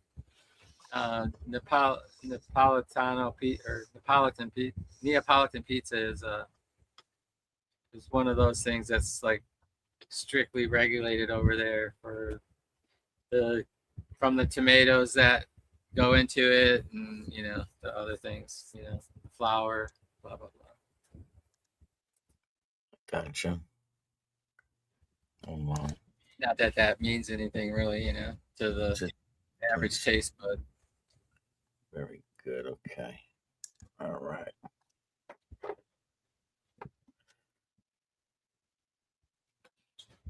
Oh, that's right. I need to. Yay. I gotta get my Amazon list together for what I need to order once I get some more money. Amazon. That's right. Keep ordering from Amazon, please. Go ahead. Do you own any Amazon stock? Well, I sold a lot of it already. Oh, okay. But it's one of those things. I kept one share. Invest in what you love. If you love a thing, invest in it. Right. That's right. That's right. You love a product. Yeah. That's what I say. Yeah. If you're using it regularly, why not invest in it?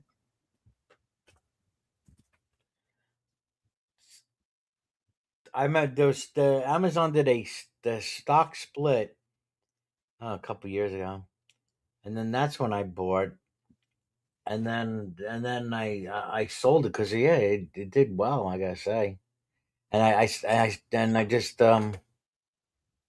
it didn't make me a millionaire or anything, but I kept one. I held on to one, and it's still like near like that one stock. It's still like I don't know over 100% easily.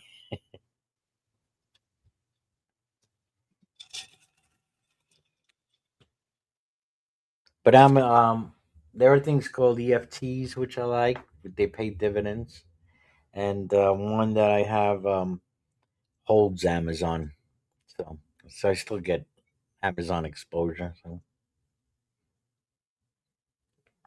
Although I hate Amazon in a way, in a sort of fundamental way. Why? Why? Because of the monopolistic. They do a better job than the post office. Well, I wouldn't be surprised if they privatize the post office or a good part of it. Who do you think delivers my Amazon products? Either the post office, UPS, It's the post or office. one of their own trucks. In my little city, they contract with the post office, obviously. Yeah. Post office had it, and especially Sundays, and then they lost it for a while. I know UPS was doing it, so for some reason now I guess they got some of the contract back. But once in a while, I still see a ton of Amazon trucks around. Yeah, you only see those in the major city areas, though, not where I'm at. or it's people with their own vehicles or a rented vehicle. I'm like an hour and 10 minutes from Knoxville, and about a little less than an hour from Chattanooga, and like all around those areas, you'll see those trucks all over the place, and not far, a certain radius from them, right? The major metropolitan area, those. But yeah. About 15 minutes from me, you have a shitload of all, and they're still adding on now, distribution centers and now that doesn't stop them loading docks and stuff like that for the trucks, and yeah. Logistics centers, and That's my hometown, bro, Joe. Where for years, I don't know, most people, if they were around a while, they would have heard of the Hazel Park racetrack. It was a horse racing track from back, the mafia owned it, or partially. Now it's gonna be a data center now, right? Anyway, they finally cleared all that whole property, and then they built a big Amazon distribution area right in my town. So there's like when I was in Hazel Park there, I would get stuff same day or next day, Yeah. Like it was very rare I wouldn't get it next day. Yeah. Yeah, I would often get it same day. If I got it early, if I ordered it early enough, it would get there. Yeah. Exactly. Yeah, get those notifications. Yeah, order this now. Because I guess whatever they have it there. Yeah. You put it onto your order. So. And there was other options, even about that you could go by the warehouse and pick it up and shit like that. We're spoiled, I'm telling you. I remember when I was a kid waiting 2 to 4 weeks. Remember, for something, maybe longer. You order something through the mail or a catalog. When I first started ordering through Amazon with the Prime, I was living in 29 Palms, California, and it still took an extra day to get to me at that time. They didn't offer their overnight or it was free delivery, but it was. And now I'm sort of back in that same, like, I have to. Yeah, I don't get things next day. I get things the next day after the next day. I get things 2 days later. So. Well, yeah. I mean, if you delayed a day or two, right, you get that 6% back or whatever. I'll take that 6% cash back. Yeah. But anyway, my weekend, like their weekend schedule, they're not delivering on Sunday, so I don't know. Sometimes what I would expect on a Monday actually shows up on a Tuesday. You know what I mean? It's because of the weekend. So, like, yeah, a lot of times I'll have to wait 3 days for something. So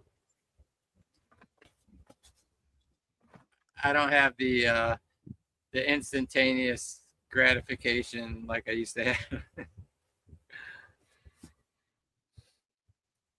Oh, you don't have Prime?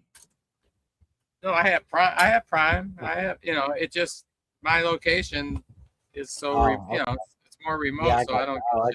I got you.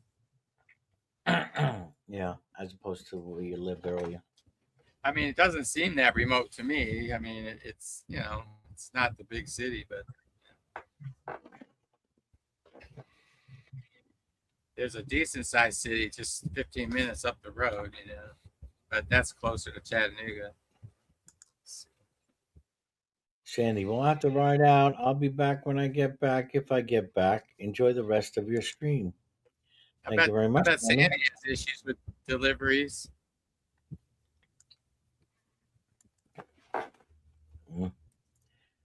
Alrighty. So we have anything? I Who's don't know. out? Anybody in chat besides Sandy?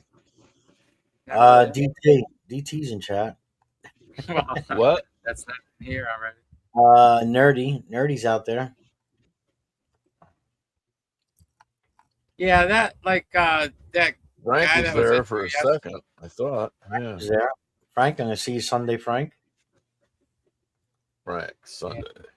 What was the name of that guy that was in here yesterday? Doc, was it go by Doc or something or? Oh, the Freak. The Freak. The Freak, yeah. DA, not a doctor. DA. The Freak. Yeah. So, anyways, yeah, I don't know how anyone can like go on with him at a certain point when he just, there's just a certain point where, he starts claiming you guys are talking about paradoxes and blah, blah. Like he doesn't even know what a fucking paradox is, first of all, The or dichotomy. whatever term, the dichotomy or all this shit. Yeah. And he was obviously just self-contradicting. Yeah. Like I can't talk with someone like that after I discover it. Like I lose any interest. Like why? This is useless. It's like talking a different language to somebody. Yeah. I know it went on longer than probably. I should have let it, but yeah, I did. But he saw the end there. I thought, say dichotomy one more time. I told him, say it one more time. I'm kicking you, and he couldn't help himself. Gone. And Serb tells me afterwards, like yesterday, he was like, I was ready to bring out my charts and everything, but he had to go say dichotomy.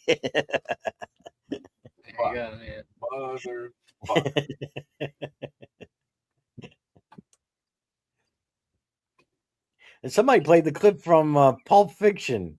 Who did that? Someone played the Pulp Fiction drop. Go ahead, say it one more time. I dare you. Oh. Somebody played it. I heard it in the background. Was that Samuel Jackson saying that, or? Yeah, exactly. From Pulp Fiction. And he shoots the guy, right? I think doesn't he shoot him in the foot or some shit? Isn't that where it's the younger kid and he's at his house and they just show up there? Exactly. Say what one more time. What?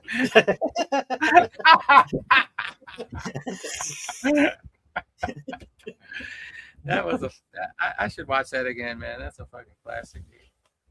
Now, all right, we gotta pick up the clip now. Now I gotta find the clip. They speak English and what?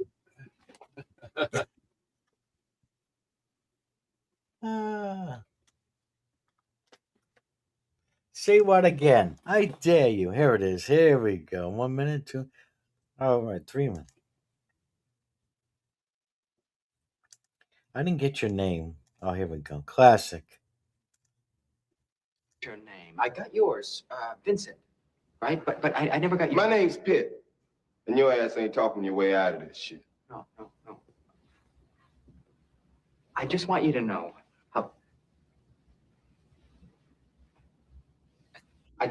how sorry we are that things got so fucked up with us and Mr. Wallace. When we got into this thing with the best intentions, really. I never.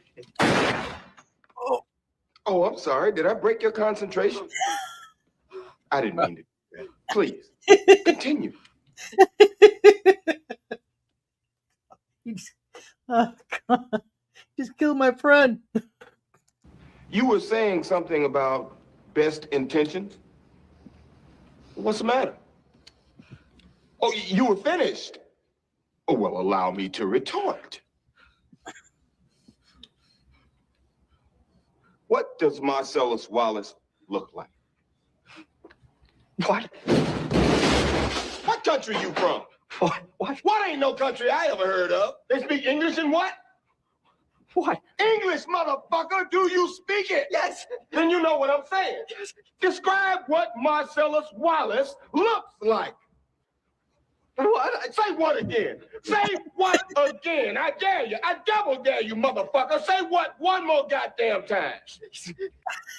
Is there any way we can we could put say dichotomy one more time? Get dichotomy. Right. Oh, hey, I could do that. Say dichotomy one more time. He's black. Go on. He's bald. Does he look like a bitch? What? Does he look like a bitch? No! Then why you try to fuck him like a bitch, Brett? I did. Yes, you did. Yes, you did, Brett. You tried to fuck him. And Marcellus Wallace don't like to be fucked by anybody except Mrs. Wallace. You read the Bible. You read the Bible. Here we go. Ezekiel, right? I think. Yes. I will strike down upon thee. Got memorized. What fits this occasion? Ezekiel 25:17. The path of the righteous man is beset on all sides by the iniquities of the selfish and the tyranny of evil men. Blessed is he who in the name of charity and goodwill shepherds the weak through the valley of darkness. For he is truly his brother's keeper and the finder of lost children. And I will strike down upon thee with great vengeance and furious anger those who attempt to poison and destroy my brothers. And you will know my name is the Lord when I lay my vengeance upon thee.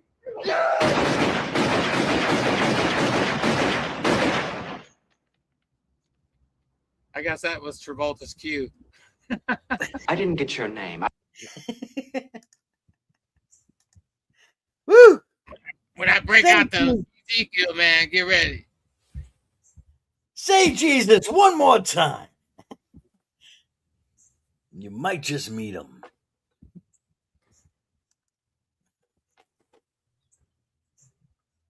You'll know it's me when I lay my fingers on you.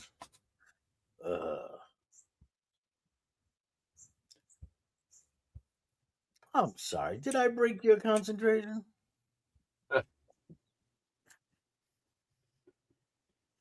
He shot him in the stomach. That guy could still be alive, though. Couldn't he?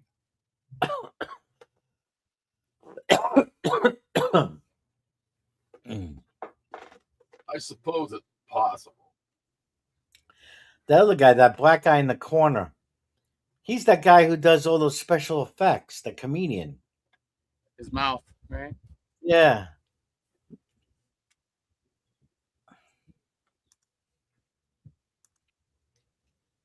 How'd you like to be known as that?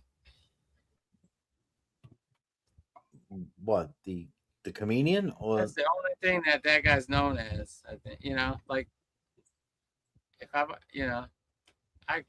referred to that guy before, and it's just like, the guy that makes all the sounds with his mouth. What was he? Was he in Trading Places or Beverly Hills Cop or one of those? Beverly Hills Cop. Yeah, Beverly Hills Cop. You're right. Police Academy. Police Academy. Okay. Bloop, bloop, bloop.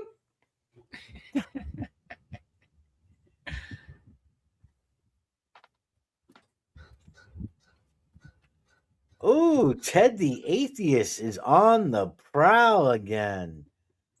Ted the Atheist. Do you know Ted the Atheist? Maybe. I don't. Ted the Atheist. He doesn't do many videos of late, but he just looks like he just put out a new one. His channel is Ted the Atheist Truth Matters.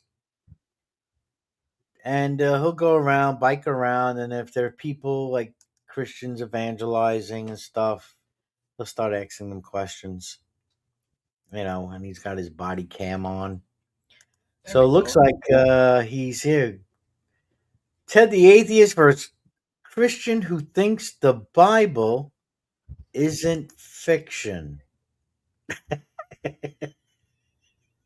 Oh. See, you curious?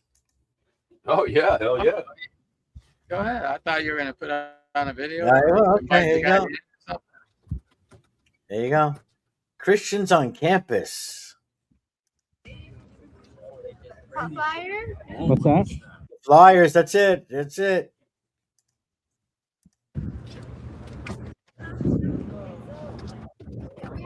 Such an insane thing to do. Free dinner and just, play games together. This is so cool. What is it for? Oh, we're Christians on campus. Oh, Sir, what is that? I'm not a Christian. What? Our club's open to anybody. Oh. Even a lot of times even have interests or questions about the Bible. We love that too. So we just like to get together, help people learn. But my question is what is that? EUC. EUC. Yeah. Electronic unicycle. Electric unicycle. Very good. Yeah. I thought it was a model, like I have a T left. a rocket or something. Yeah. I don't know why I would have any questions about the Bible. That's what I have to know. I mean, it's a work of fiction. It's a work of it. Look at this one, freaking just clobbering down that ice cream or whatever she's doing there. She's munching away there. God, sin of gluttony, right, going on right there, right now. That we wrote a long time ago, right? Except some people just think it's real when it's still fiction. So, That's a thought, yeah. I mean, I like to read fiction, but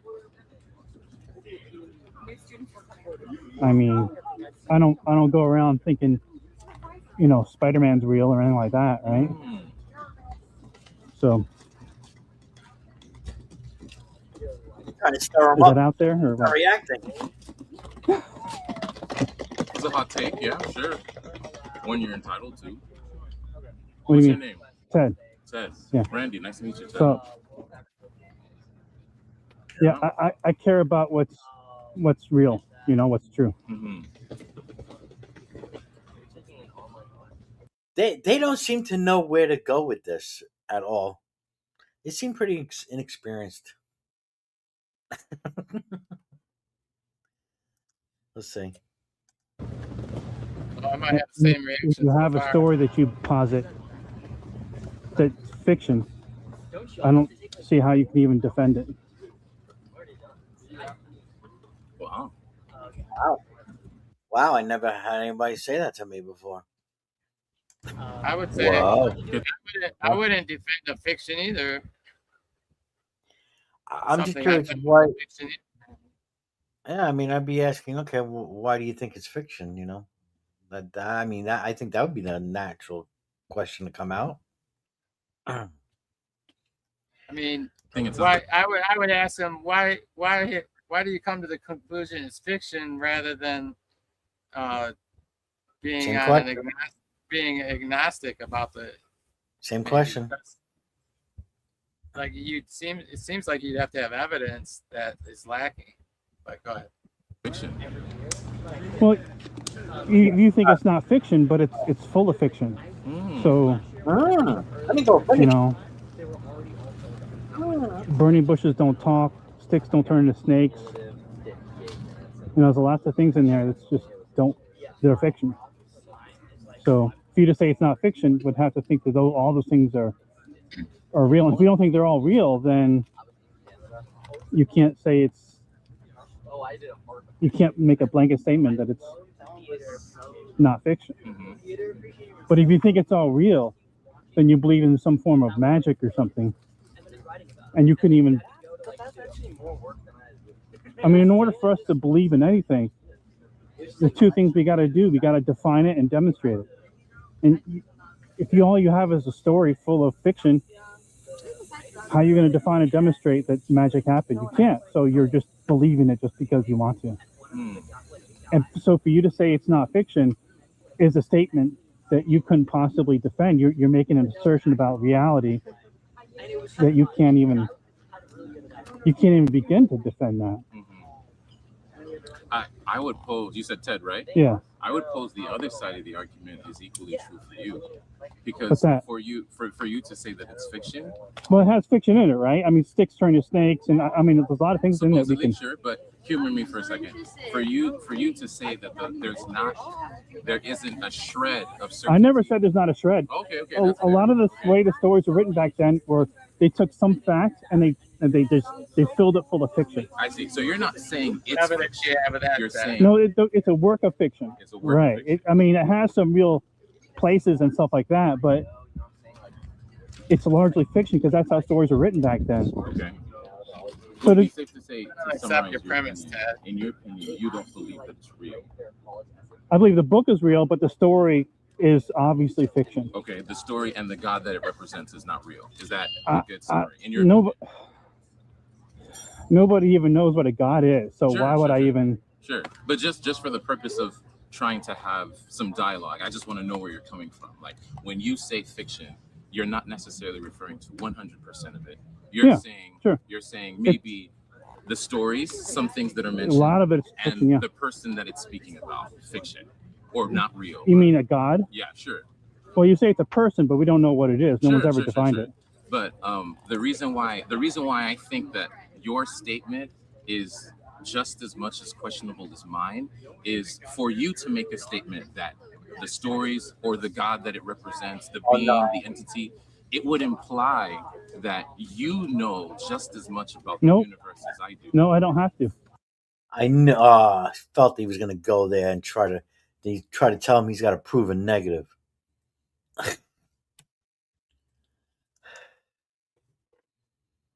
Why? I don't have to because the story has fiction in it. Okay. It has fiction in it, so it's a work of fiction because it has fiction, even though it might have some real places or whatever in it. And then you talk about a God. Nobody knows what a God is. It's not defined and demonstrated. You can't really believe in something that you don't know anything about. So no one really believes in the God. They just believe in some sort of weird idea of one. Ted, if you weren't assuming it was fictional, would you have any evidence that shows it? He did. He already gave a couple examples. It'd be the supernatural claims. You have talking animals. Yeah, that's not. He doesn't believe it, but that's his unbelief is no evidence that didn't occur. But those things don't happen in reality, so it's fiction.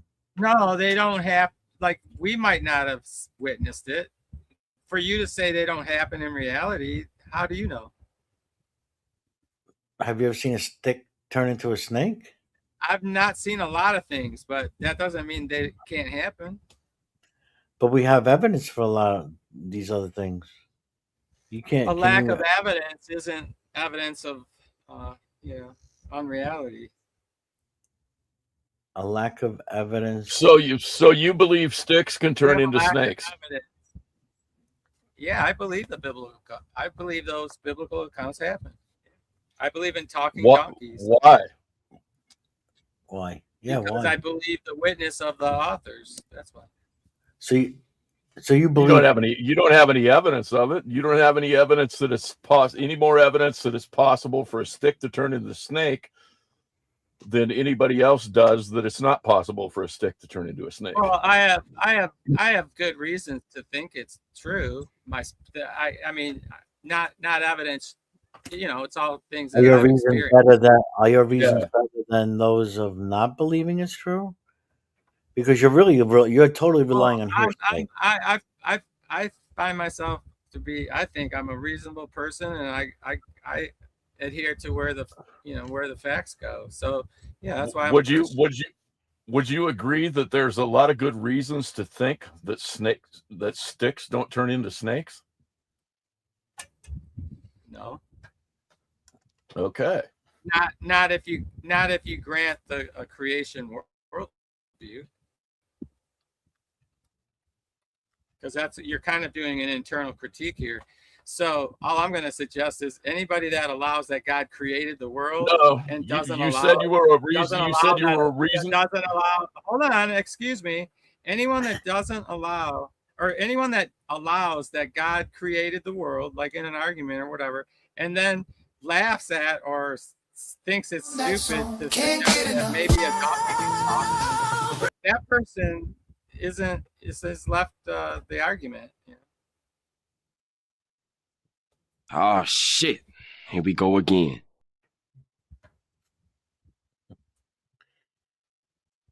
Tom, you want to? Is it not No, true I that just heard him. I just heard him say he was a reasonable person, and then shortly after that, say he doesn't think there's a lot of good reasons to believe that sticks Like don't you're doing an internal turn critique, into snakes. creation story, right?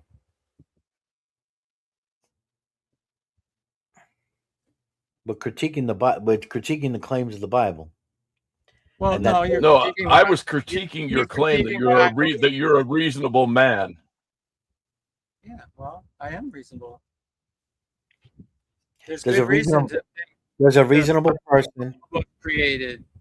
You does know, a reasonable person take the story of a person that they never met, makes an extraordinary claim, and believes them? Does a reasonable person believe them without demonstrating any so evidence?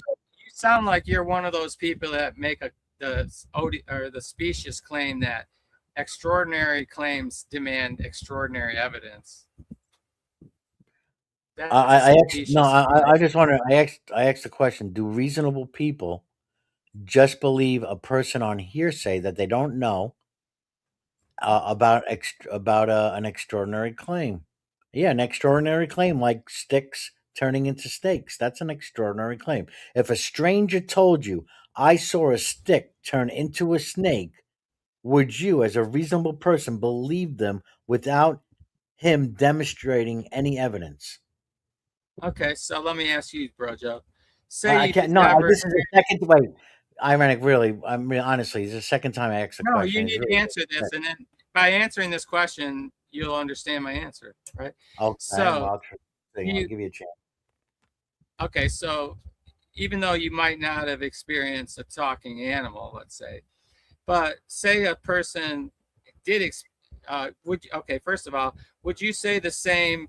Would you make the same claims about the demonic possessions that we read about in the Bible? Do you think those are fictional?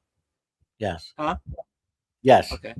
All right. So we have two supposedly fictional claims from the same source that you Actually, reject. Right. The demon one, I can probably come up with a more reasonable. Well, I could come up with both a reasonable, an alternate natural explanation. Well, okay. So, but if it's the person's experience that we're talking about has witnessed confirming evidence of whatever you might call it, actions of demon possession that Jesus spoke of, right? As Jesus laid it out, and what he said about it, and some of the examples that he uses that come up in the story or whatever, these acts of demon possession. If someone's experienced that, now that person might not have seen an animal speak, right? But there is also, though, that person will probably is likely to believe the demonic stories if they're a Christian, because Perhaps. they trust Jesus. And especially if they've witnessed this behavior, right? If a lot of ifs and hypotheticals. Now back to my question. The only one point is if you've experienced supernatural events, you're more likely to. If you have. Wait. Ironic, please. If, and we didn't even get past the first. I have experienced. But yeah, again, I'm just going by hearsay. I'm going by hearsay. So I know, my but question. I'm see that's what the first person subject had. He has that burden regardless of what the issue is. So you can't escape the fact that I'm going to believe something that I experienced, regardless if you tell me what I experienced, it wasn't real. You see what I see? See the position you're in. You're arguing against my reality. I'm not just. I didn't. I'm just. No, I'm not arguing against your reality right now. I'm not just believing some ancient fact. I'm sorry, Ironic, I'm not but just believing some Some All right. unknown author. I don't Oh know. my God. It's a good time to take a break. Happy 420. Oh my God. Mm-hmm. Oh.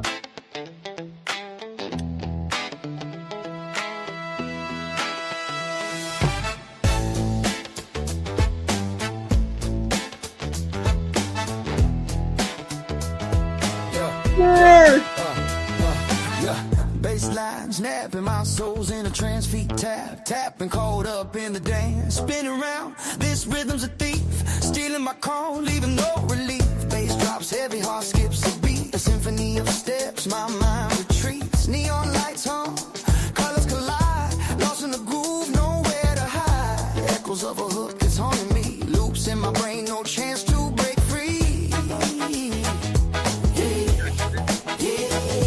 It's a spell, a loop, a melody chain, pulling me back, rewiring my brain.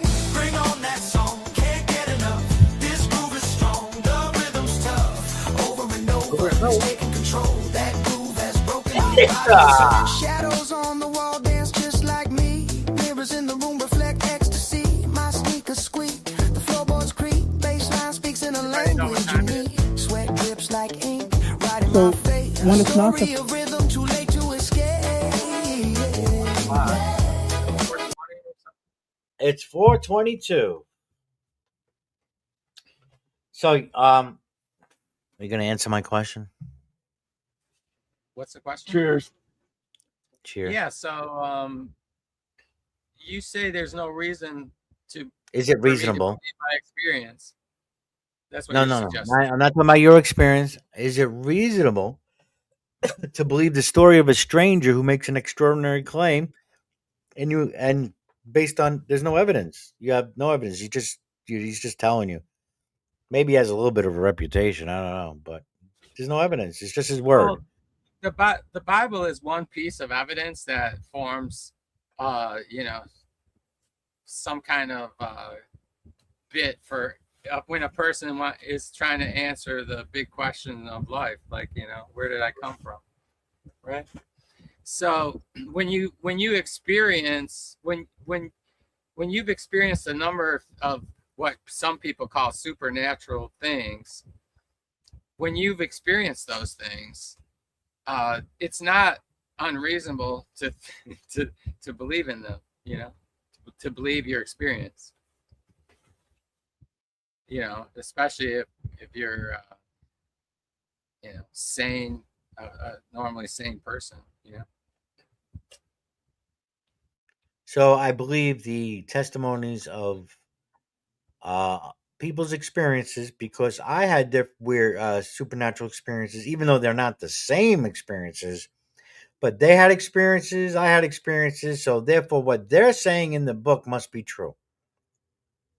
No, but okay, so we've had this argument many times before, but it all boils down to the trustworthiness of the author. And I see, and nor have I seen any evidence to suggest that any author of any of the books of the Bible, I haven't seen any reason. I haven't seen any evidence brought forth to demonstrate that those are untrustworthy witnesses. Have you? Okay.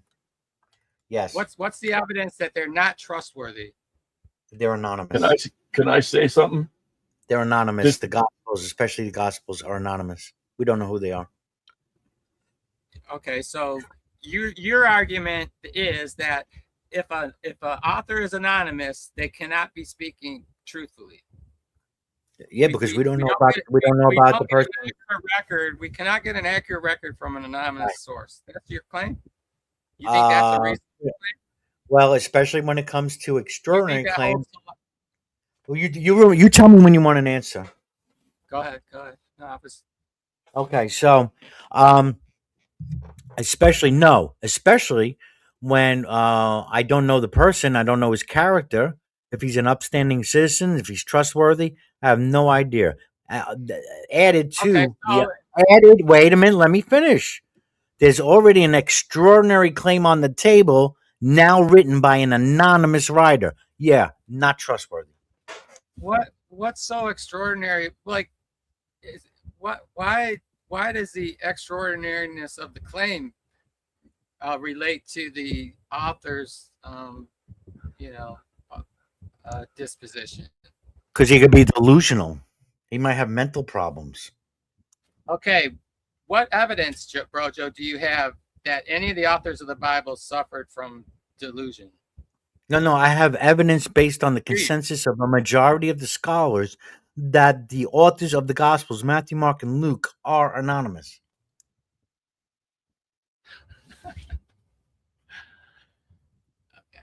All right, well. Do you have evidence to the contrary? Do you have evidence that Matthew was indeed the author? I can grant it, but there's reasons to think that we do know who they are, even though scholars have to say the same. They would say it might be this person, but we don't know for sure. Or tradition says that this person did it, and that's what's accepted by the church, but the actual evidence for that is lacking. So that doesn't mean that doesn't discredit any anonymous author. Go ahead. Go ahead, Tom. You want to say something? Brojo, do you remember? I think it's probably been at least a couple years now. Do you remember talking with Irenic about his mother having a dragon in her garage? Yeah. Yeah, this is the exact conversation. Yeah. It has to do with the trustworthiness. All you need to know. Okay. I guess I was done. Yeah. It's the same thing. Yeah. Yeah, so why don't you guys recognize that it depends on the trustworthiness of the person making the statement? So if your mother told you she had a live fire-breathing dragon in her garage, you'd believe her because you trust her. When a trustworthy person tells you something, what should you do? Depends what they're telling me. It depends on what they're telling me. Yeah. If they're trustworthy, what should you do? It depends on what they're telling me. Depends on what they're telling me. You should trust them unless they're not trustworthy. That's the answer. If your mother can't there's different levels of trust. Do you? Everybody in your life? The people in your life? Everybody in your life, you either trust them completely or don't trust them at all. That's you can't infer that from my point. My point is only. It was a question. It was a question. It was a question, not an inferment. It was a question, not an inferment. So restate it. Go ahead. Do you treat everybody in your life either you trust them 100% or you don't? No, that's irrelevant though at this point. Well, because we're talking about in your worldview, it's irrelevant. We're talking about, yes. No, we're talking about. By giving your example, it's very relevant. When we're talking about a specific case of an anonymous author that you have no evidence is not trustworthy, and you say it's not reasonable to believe them. Now you're changing it. Now I don't have evidence that they're not. No, you need to be quiet. Yeah, I'm not changing anything. I've been saying, what's the evidence any of these authors were not trustworthy? I said that from the get-go. No, you didn't. You said I did. If someone is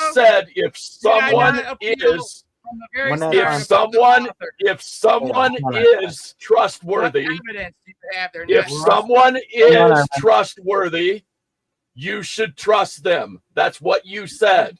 If someone is trustworthy, you should trust them. And now you're saying there's no evidence that they aren't trustworthy. Yeah. So what evidence do you have that they're not trustworthy? My claim is they're trustworthy. What evidence do you have that they are trustworthy? Yeah. What evidence do you have that they are trustworthy? Because the things they write about align with the reality that I've witnessed in my own life and experience. Have you witnessed a virgin birth? No. Okay, so that's strike one right there. So they haven't. No, it isn't. I said I was referring to the things I'd experienced, Not no. the We're big talking about Other heads. things, the no, other I haven't things been that talking he's about. experienced, I the wasn't other things talking that about he's the things I no, experienced no, haven't no.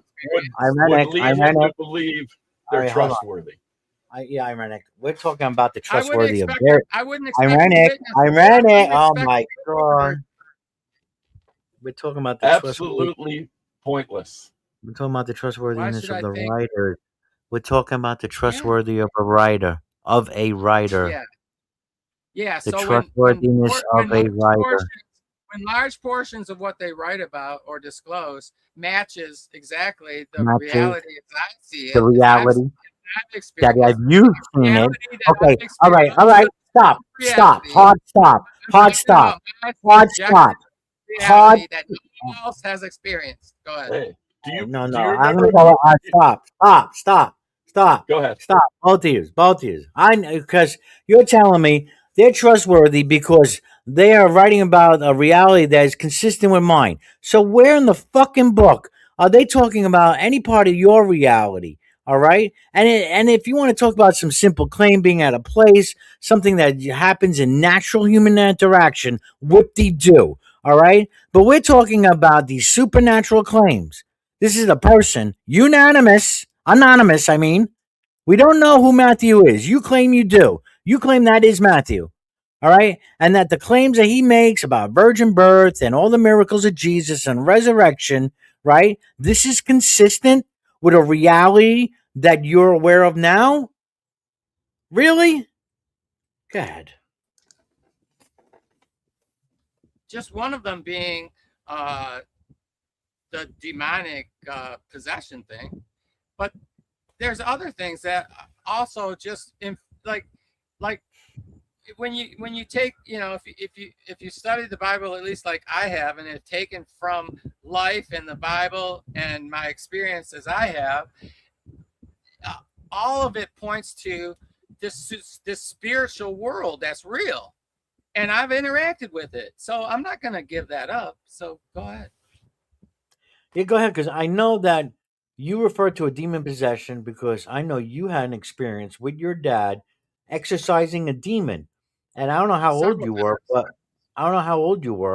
but you thought this Early was teens. okay, your Early early teens. teen.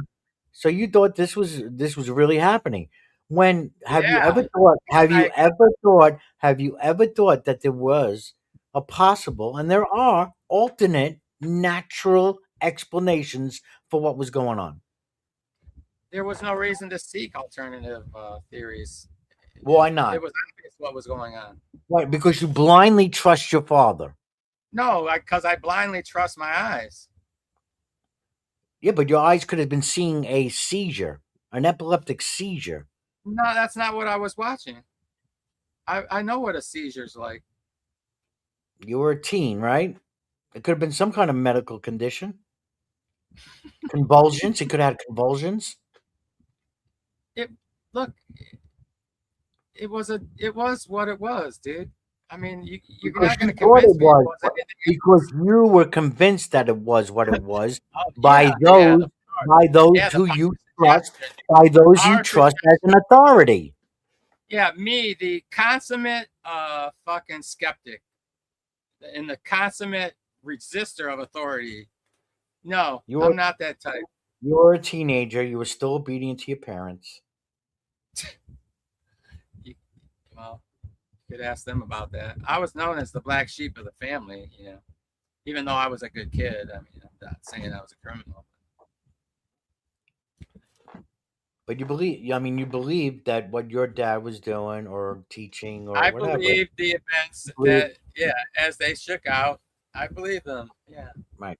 You can doubt them all you want. And I understand why you believe them because I've seen similar things as well.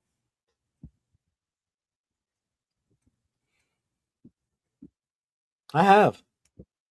And sometimes they're just self-induced. A person's just realized they're just convinced in their own mind by what the person's telling them. Have you not ever been under spiritual oppression before? Like I've experienced, what seemed to be that. No. But no. Yeah. No. No. No. And then, I mean, first of all, you go back to why is there something rather than nothing? That tells you there's a creator.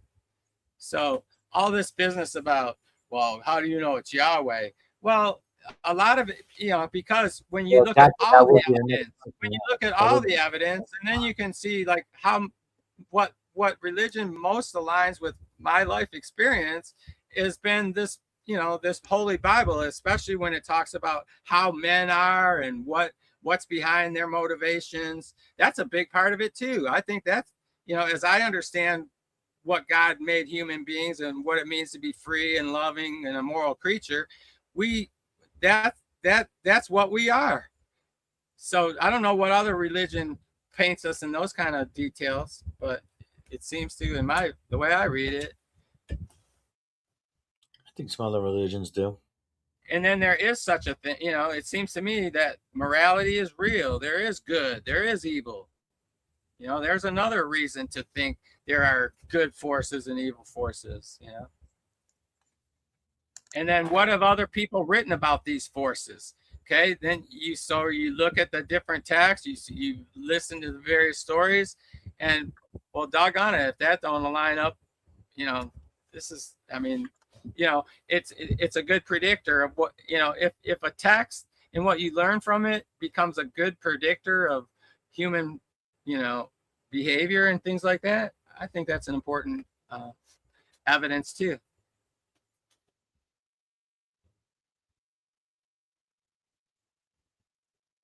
I assume that if you eat the foods that your body, if it was designed to eat, or at least if you eat the foods that are best for your body, it's going to respond, I mean, there's something about being aligned with a purpose. And if you find yourself aligning to a purpose, and then that alignment that you've worked out for yourself ends up bringing you peace and contentment and,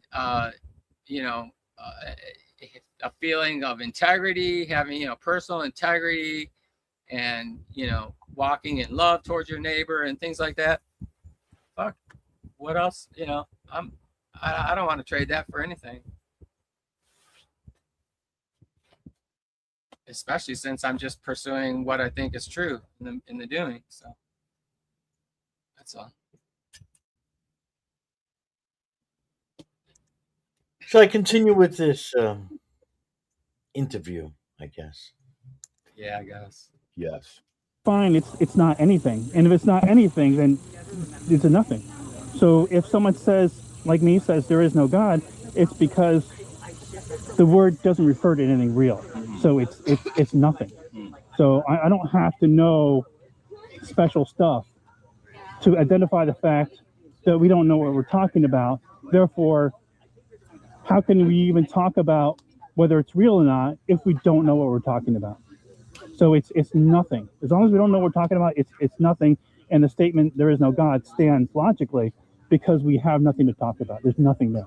But your logic throws out the baby with the bathwater, because you're in what you're saying. It's true. Maybe there's an angle to this where we don't know what we're talking about, but then it also absolves us of the responsibility that there may actually be someone, something, some entity out there who is responsible for all this and has a plan and purpose. Okay, but nobody knows. Oh, my question then would be then, and I question Christians is, well, can there be a God? Can there be a God and the Bible not be true?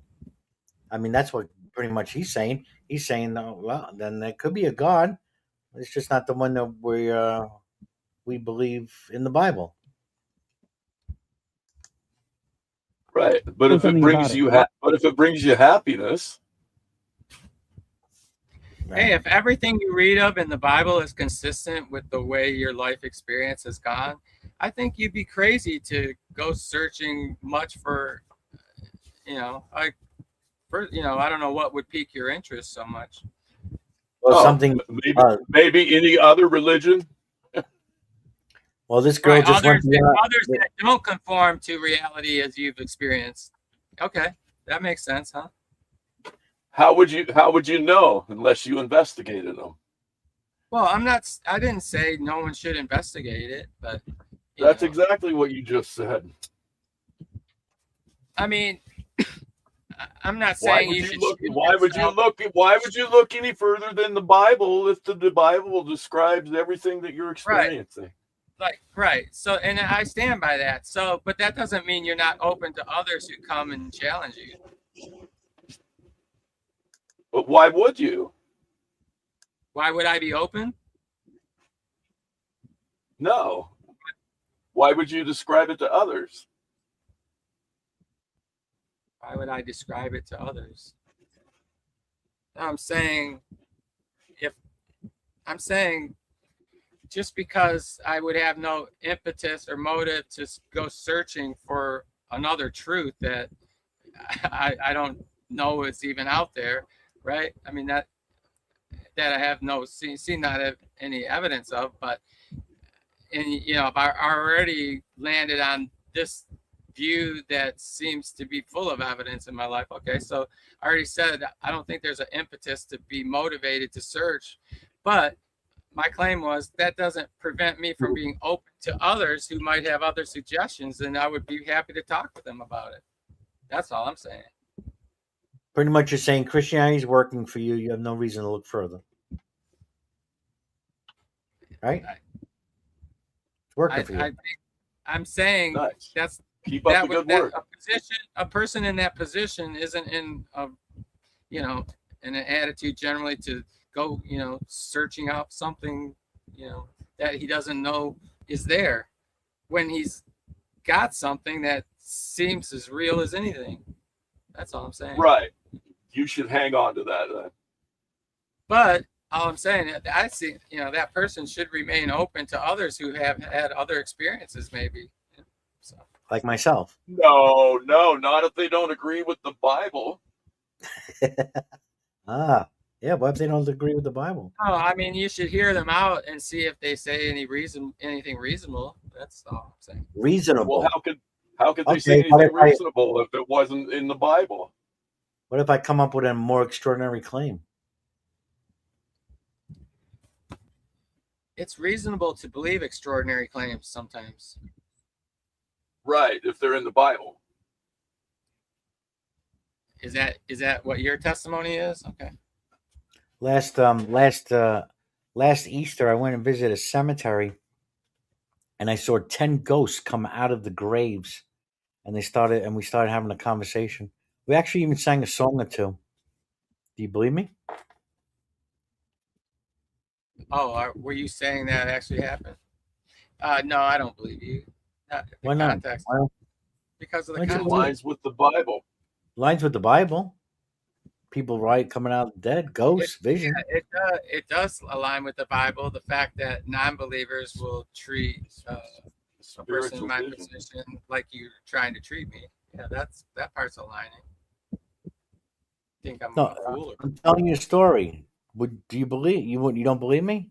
Because why? Because I'm not trustworthy enough? Of course, there's no reason to trust you on that story.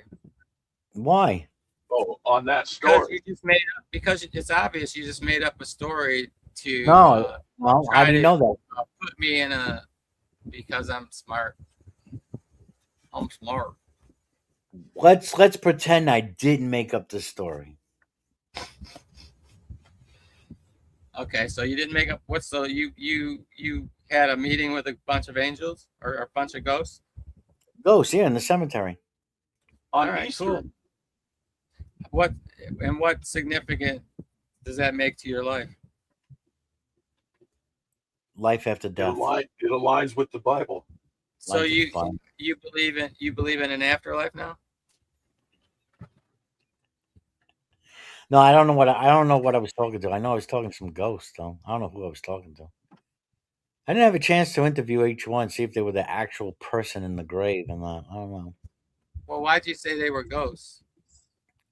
Because I saw these white, eerie figures, like human-like figures, Like the ones you read about in the fanciful stories that are fictional, like very translucent, No, like the ones I read about in where the anything like Casper from the cartoons. I don't know. No. How do you know that? How do you know that wasn't, that cartoon didn't make an early How do impression. I know? See how you're asking, how do I know that wasn't? And all I'm asking is you to ask the same question. How do I know that that wasn't? The people you want me to ask are long gone. Yeah. So you don't believe me, huh? It's And like see, the people in we have the whole Jerusalem context coming out of of their this graves. conversation that screams against that story being true. So what if your mother told you that she visited a cemetery and 10 ghosts came out of the graves and she was chatting with them? Would you believe her? I might. It depends on how she tells the story, I guess. But On how generally, she yeah. I guess. How Now she tells it? hold on. I got to make a point right here. Go ahead. Now you're saying it depends on how the story was. Earlier, you were saying you should believe her because she's trustworthy. Yeah, and all I meant to say was, would I believe her? It depends on the details of the story. Well, is she trustworthy? Well, when I say it depends on the details of the story, that means whether her testimony is, I saw this, or I may have seen this, and she could describe what she might have seen. Like if she had her own self-doubts, if she has her own self-doubts, then I can accept that testimony, right? That she has wasn't doubts. part of this. That wasn't part of the story, though. Then I can doubt it. But if she says yes, if she, like the dragon, if she called me up and told me this story, sincere story, I would have no reason to doubt her. Right. No reason at all that you could think of because she's trustworthy. Exactly. Okay. Excellent.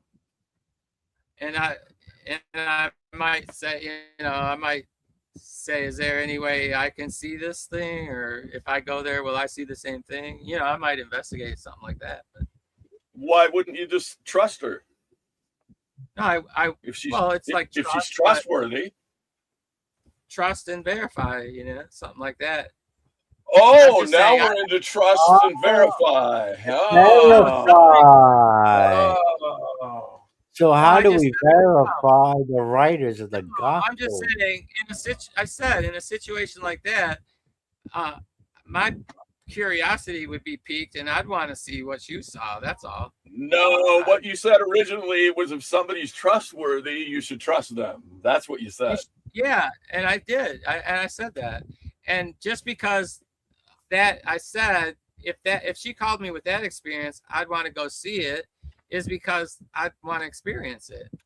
So the fact that I would visit, the fact that I would inquire with her about, seeing it myself is it's sort of trusting her word that I'm going to see something. Yep. No, it's not. Yep, nerdy. I think it is. You don't need to question a trustworthy person. If you have to verify her word, you don't trust her. Yeah, I'm not. That's not what I'm claiming, but you're just claiming that. Just because I want to see it, because it's an interesting object, doesn't mean I don't trust what she said. Like the dragon. If she said there was a dragon in the garage, I would, because she's trustworthy, I would expect to see some kind of thing that she thinks is a dragon when I get over there. But that doesn't mean I wouldn't want to see it for myself. Why wouldn't you?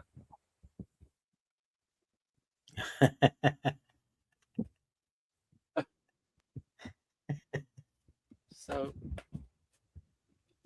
quit being so negative, assigning me bad motives. You remember what you said about the freak and how people should no longer engage with that? Yeah, but that's when you catch them in a logical problem, which you haven't. Oh. Oh, okay. I see. Yeah. Yeah. We're never that guy. Yes. So my mother calls me, tells me she's got a dragon in the garage. I say, since she's trustworthy, I believe it. And now, what is it about my wanting to see this dragon for myself? Like, because I want to, like, there's something about seeing things yourself that is a unique experience in life, whether it's the Grand Canyon or anything. So right, but you're forgetting a key word that you used. Yeah, but I just threw that out there, like, because it seemed to fit when I said verify, trust but verify. Oh, huh. Yeah. Right, but verify. I immediately said I wasn't doing that. Oh, so you're not doing it to verify. So you don't verify. You just trust. So you do trust her. So you do trust her when she says she has a dragon in her garage. Look, a lot of times because she's trustworthy. You wouldn't even ask for a picture. There are many times where you're not even in a position to verify. Like, you're just in a position either trust or don't trust. No, you're to verify. You can verify. I'm saying there are many times in life you run into a situation where you hear something from a person and you're not in a position to verify. That's what I'm saying, right? You agree to that? Okay, sure. So in the case of someone who's trustworthy and you're not able to verify what they're saying, should you believe them or not? You are able to verify what they're saying. Depends on what they're saying. If they're saying I have a fucking Doberman, if I have a Doberman picture, okay. One at a time. That question I asked? I said you still haven't answered Brojo's question from 45 fucking minutes ago. Yes, I have. Yeah, I mean, I think we're still in the process of sort of answering that because. Never mind, you guys. How about this? Okay, here's some criteria for trusting somebody. What's your criteria for somebody to be trustworthy? And then we'll just compare that to the gospel writers. How about that?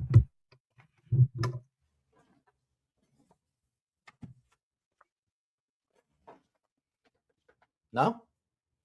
I can't hear you. What reason do I have to just see you think there's some kind of you think it's profitable? You're answering another question with another question. You seem to think it's profitable to be ultra highly skeptical of every new thing that comes into your world and not accept anything. The freak, are you going to answer the question, the freak? Oh, I mean, ironic. I already said, point to me, give me some evidence that any of these anonymous authors are not trustworthy. Can you produce? Just say no. I can't produce any of that. Can you answer the question? If you'll answer that question, if you'll admit that you have no evidence that do you remember the question that Brojo asked you?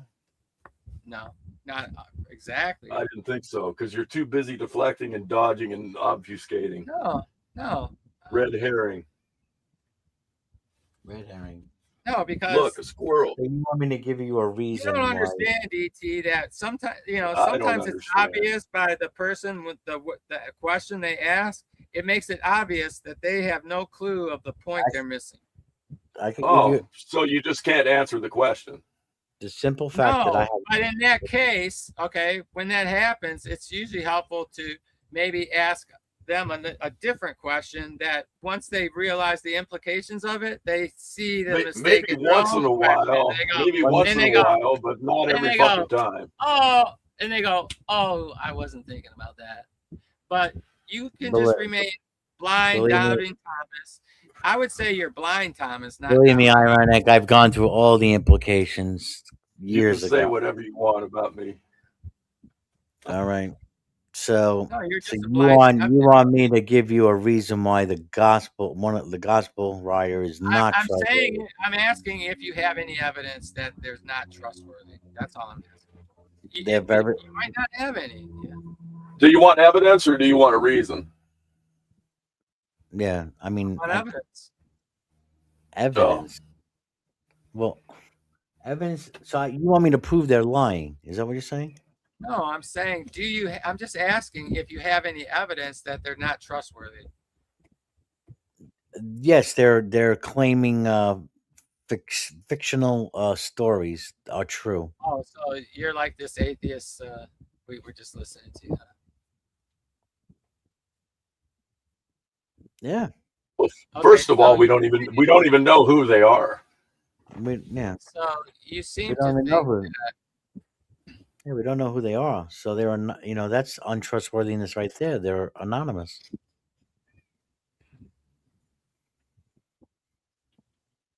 so do you claim that's a reasonable that's a based That's a on logic?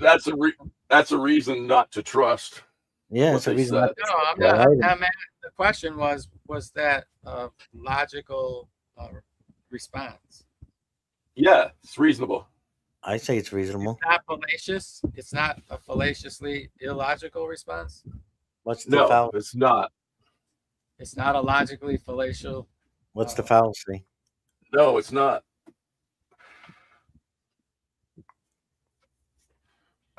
There's the freak. Look at that.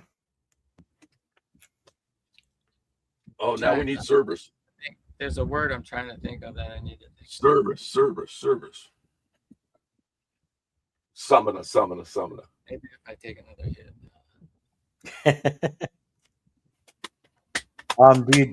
Do you trust Book of Mormon? The writers of the Book of Mormon. Hey, we got witnesses too for those golden tablets, right? Testimony, all that An good angel. stuff. An We angel also too. have a lot of witness about the So character. why of not Joseph believe Smith. the Book of Mormons? Why not believe the Book of Mormon? We actually have more evidence for the existence of Joseph Smith than we do from Mark or Matthew or Luke Or John. I don't know. or I don't know about John. that. I'm not We sure have about that. we have more evidence of his existence and his I'm not sure friends that's- who also testify to seeing the tablets. So, Sounds reasonable. Sounds reasonable to me. would you say there's a uniform witness from all the reasonable people that knew him that he was an upright, honorable man? Oh yeah, there's tons of The evidence of that. universal witness of all those who dealt with him during his life? Yeah, there's 3 or 4 close friends of his there. That wasn't my question. Again? Do you have a universal witness, The guy bro? was as far as I'm aware, the guy was a known shyster from early on in his. Do you have any evidence that he was not trustworthy? Yeah, Okay. What? that's what I'm saying. There's a lot of evidence of at least testimony of other witnesses that were alive in his time. Are there testimony of other witnesses alive at Jesus' time that said he wasn't? Yeah, I heard Son many of God? people say Matthew was a shyster. He was a tax collector. You haven't seen any. Matthew was a tax collector stealing money. He was a shyster. Why should I trust a tax? Yeah. Why should I trust a tax collector? So, what evidence do you have, DT, of contemporaries of the disciples? See how it comes back at you now. Having an opinion about INRI. INRI. I love this. He's a shyster. We shouldn't trust him. He was a shyster. But Matthew was a tax collector. Let me trust him. But he was converted. Oh, well, so was Joseph. Do you know what INRI refers to? No. Maybe the It letters was written, over Jesus' head. it was written on the cross. The letters over Jesus' head, like I said. Yes. King of the Jews. What about And it? he was being mocked as the King of the Jews. So there were contemporaries that didn't believe Jesus was the Son of God. Lots of them. Yeah, pagans. So what? Romans. You asked if there were any, and I just gave you a fucking whole bunch of them. Jews. No, I asked for no, I asked for evidence that there was contemporaries that spoke about or wrote about, that we can read about what they thought about these guys. That Jesus was an imposter. Yes. No, you only get that from the Bible. But what evidence do you have? Oh, well, what? So if it's from the Bible, I can't count on it as evidence now? No, but you're talking about No a or protagonist. yes? You're talking about a protagonist in the story who's on the side of evil, and if in the Bible it records their claims, their false claims, that's not what we're talking about here. How do you know they're false claims?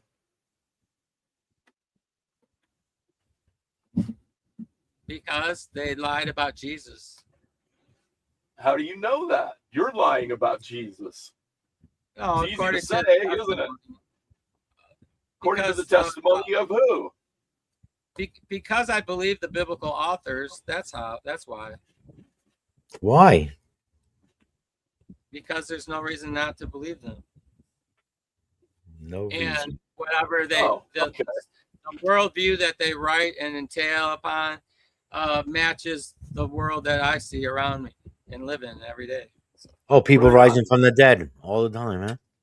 Like I said before, you should Virgin births happen every day in Irenic's world. Every day, virgin births are happening. There are stories of resurrections that happen. I'm not saying Every day in Irenic's world, people are walking on water in Tennessee. There's stories of people having dragons in their garage too. Matches his reality. But why should anyone expect to see any miracles like you're talking about when Jesus isn't like here doing something that seems to be part of the major part of the plan? You know, there was a reason why you might expect the miracles around Jesus' life, because, you know, it would confute exactly what you bastards are incapable of doing. So. Oh, we'd be more confused if there were miracles. No, it would confute you because here he is doing it and everybody's seeing it, and all the naysayers would be like, he's not doing miracles. No, they're charged. They couldn't say that. They just said, oh, he's doing it by the power of the devil. Devil made him do it. So welcome to the club. Thanks. Hit that like, bastards. I only see really 4 likes out there. Be part of, but I might have. I don't know. Hit that like. 6 people watching, probably 6 new people. No, I only see 4 likes. Hit that like. Give the man a like. Hit that like. That's right. Smash it, motherfucker. I'm surprised more people haven't come in yet. Smash Yeah, well, I dropped the link again, so maybe more people come in. Here we go. More of Ted the Atheist. Right, but So that it's not worth serious consideration. We should never entertain the thought. Well, until there's evidence to show that might be a possibility. We're just playing the guessing game. We're being that woman in the background. She's all in, man. First it was that bowl of ice cream. Now she's fucking into the Doritos. Look at her go. We're throwing out hypotheticals. Sure. Can I adjust your example for a second? Are you by any chance adopted? Do you know your biological parents? Yeah. Mm-hmm. You know your biological parents. Okay, so let's pretend for a second you were adopted and you grew up your whole life. You never knew who your biological parents were, but you were raised in a home where you had loving, caring adults who cared for you. By extrapolation, I'm not trying to put words in your mouth. I'm just translating your example. Your example is proposing that some kid out there should never have any desire to get to know the people who created him because he has. Now you're throwing out you make an analogy which I think is unnecessary, and then you're throwing out assumptions. Okay. How? Right. I mean. Okay. Now, ironic. I'm going to ask. Do you see what's wrong with this Christian's argument? I really haven't heard him make an argument yet. I mean, I'm trying to follow what he's gonna go at, but you don't see where he's going with this? But because he's atheist Ted is problematic, like I already said. Like, why? Right. You seem to make the same claim because something. Okay, so there's a word for when something you hear. You know, when it hits your ears, it's like so unbelievable. Like, right. what's the word for that? I'd call it an extraordinary claim. Extraordinary? No. I'm talking about the reaction you have to an extraordinary claim. It's not the extraordinary claim. It's about the reaction to it. The reaction. You're in disbelief. It's like Okay, disbelief disbelief. or something like. Do you mean like if I was a Bible believer and anybody mentioned anything that went against the Bible, and I was like, "That's not true." Well, some people are like that. There's a lot of those. That reaction. Where this Christian is going with Ted, because he's like, oh, what? Let's pretend you're adopted. Wouldn't you want to know your other parents? Okay. All right, where he's going, wouldn't you want to know your God? See, the problem here is the parents can be pointed to because it's a biological thing. It's a science thing. We know he had other parents. It's science. This God is not. This God cannot be proved like his parents that he doesn't know. So maybe you would have been better off to say, hey, so Ted, have you never considered, like this has been thought of by philosophers throughout the ages. Why is there something rather than nothing? And usually, the thought is, since there is something, maybe there's a What's being. wrong with I don't know? What's wrong with I don't know? Let's call it a being that has power and intelligence. And, this isn't Yahweh. I'm not arguing. Why?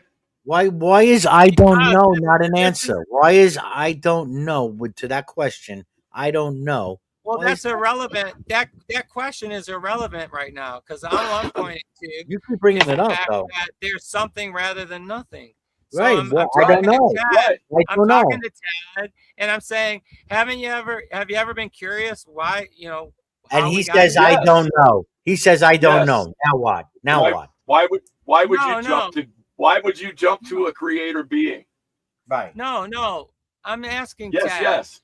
I'm asking Ted, have you ever I just ended with, have you ever considered how we got here, why it is we're here? Yes. Now, Yes. Ted, because Ted Ted seems to say yes.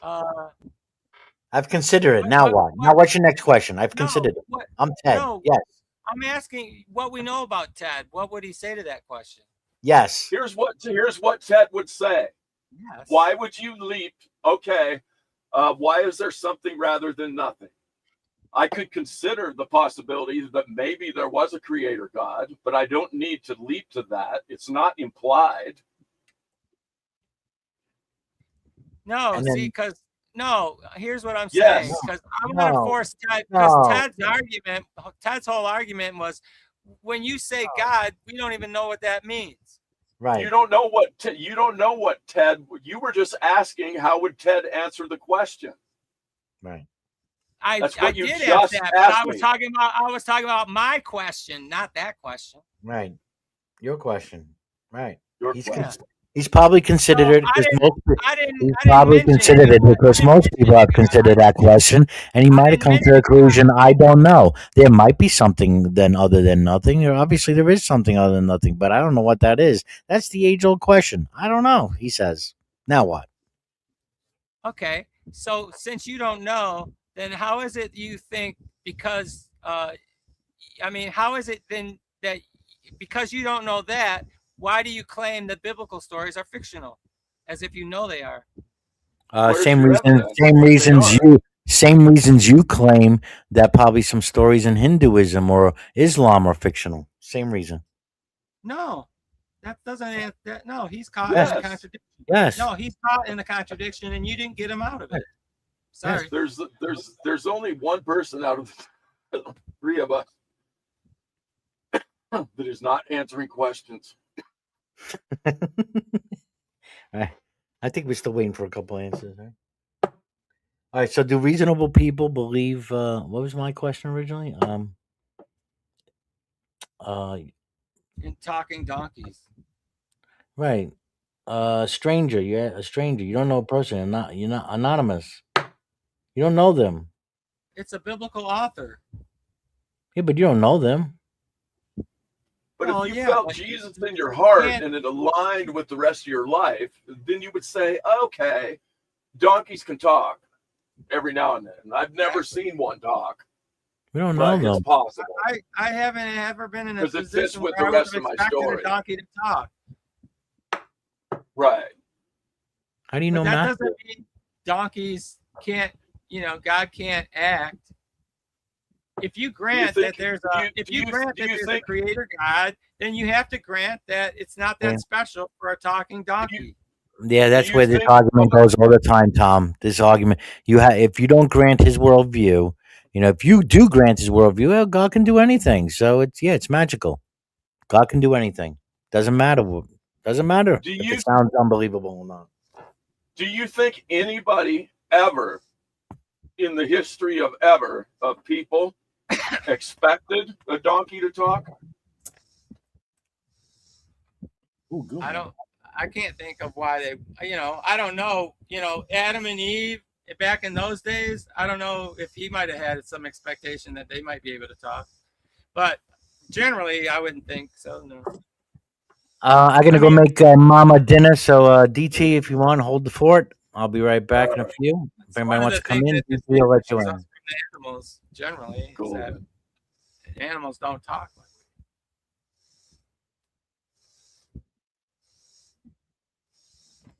Why would anybody expect him to?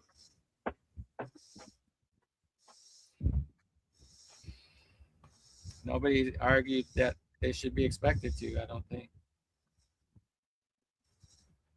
You said you wouldn't expect a donkey to talk. That's why I asked the question that I did. Well, so you're just asking about the obvious? Oh, sorry. Keep parking in the wrong spot. Well, it's obvious to me nobody would ever expect a donkey to talk. That doesn't seem to be obvious to you. That's why I asked the question. Yeah, but that fact has nothing to do whether God could enable a donkey to talk or whether he did or not. And you seem to think it does. No, that's why I didn't ask that question.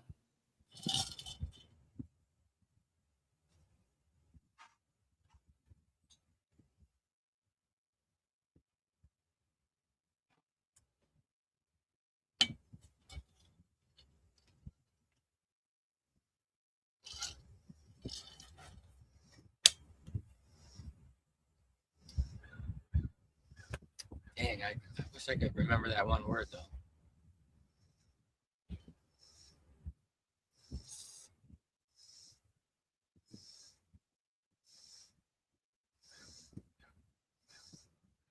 Oh, I know what it's incredulity is the word I was looking for actually. So when Brojo gets back, I'll explain why I was. I can remember it.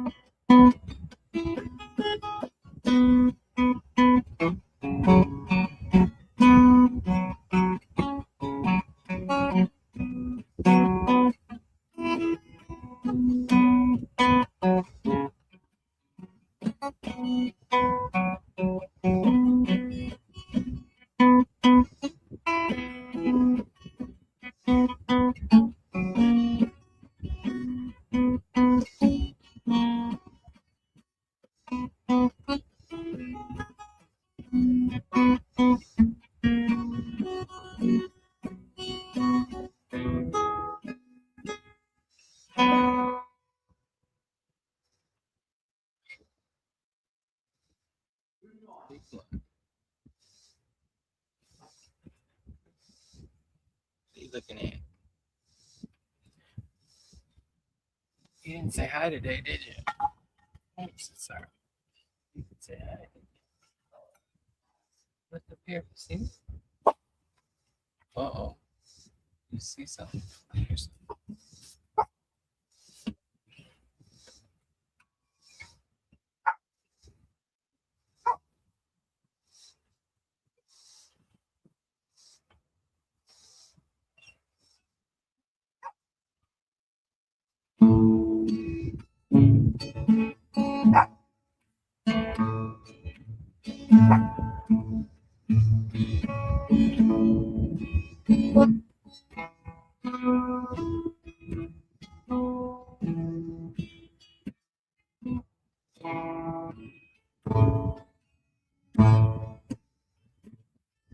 I don't believe in superstars, organic food, and foreign cars. Don't believe the price of gold, certainty of growing old. That right is right, left is wrong. North and south can't get along. That east is east and west is west. Being first is always best. I believe in love. I believe in baby.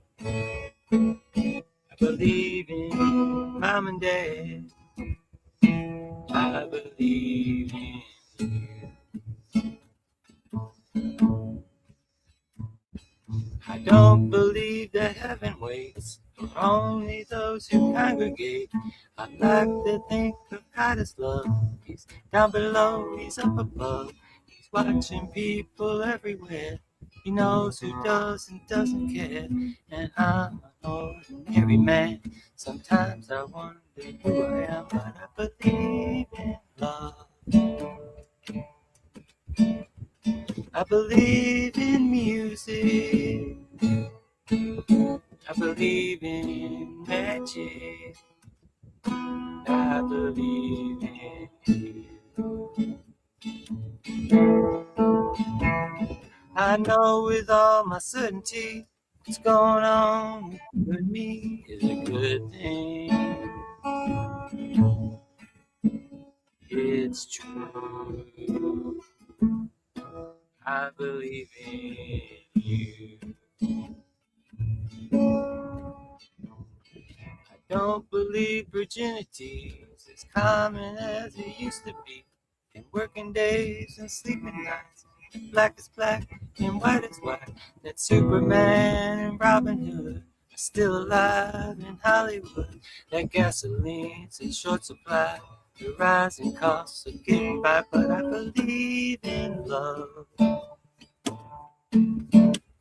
I believe in old folks. I believe in children. I believe in you. I believe in love. I believe in baby. I believe in you. I believe in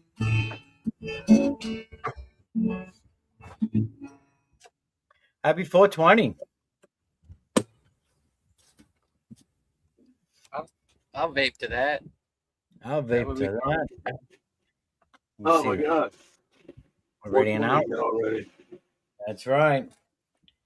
420, back in time.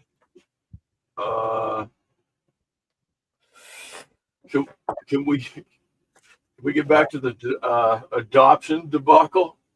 The adoption. Oh yeah. Okay. Yeah. Hold on. Are you guys getting? I'm getting all that fucking political mail now. You getting it? I get tons of it every day. Freaking I know. political. They probably have laws here about it. I don't know. All right, here we go. Back to Ted. Ted and the Munchers. You're assuming. Like, how does that have anything to do with the God that we're talking about? Right. What I'm saying is, you said there's no reason at all to even ask this question, and I'm asking. Well, there's no reason to assume that that's the case, is what I'm saying. and we shouldn't presume to know if we don't have any That's not information. what he said before. He said we don't know what that. We don't know. We don't know how everything came to be. Right. So the answer is I don't know. But no, Oh, I don't know. Fucking the claim is nailed it. I don't know. The claim is he didn't come to be. He always existed. We don't know how. No, it wasn't even about him yet. It was about why is there something rather than nothing. Yeah, but the claim isn't he didn't come into being. Nobody makes that claim about God. Oh. No serious person. Nobody? We don't know. No serious person. Okay. Well, someone that's trying to philosophically appeal to the being that's required isn't going to appeal to that kind of being. So where did all this stuff come from? Well, would you agree with me that I think it comes from God, but would you agree with me that something, because we exist, we know that much, or we can assume, right, there's some existence here. Because of that, then something must have always existed, because you don't get something out of nothing. Can we agree to that? Is God something? On my view, he is, yeah. Well, then how did you get something out of nothing? Because God isn't nothing.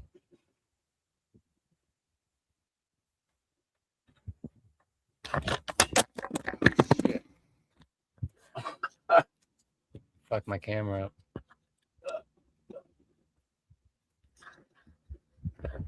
Yes, I just got another good email today. Yes. Oh, you did? All right. Another wedding for next year. Right on. Fucking A. There we go. Nice email too. Thanks again for the call last week. Tara and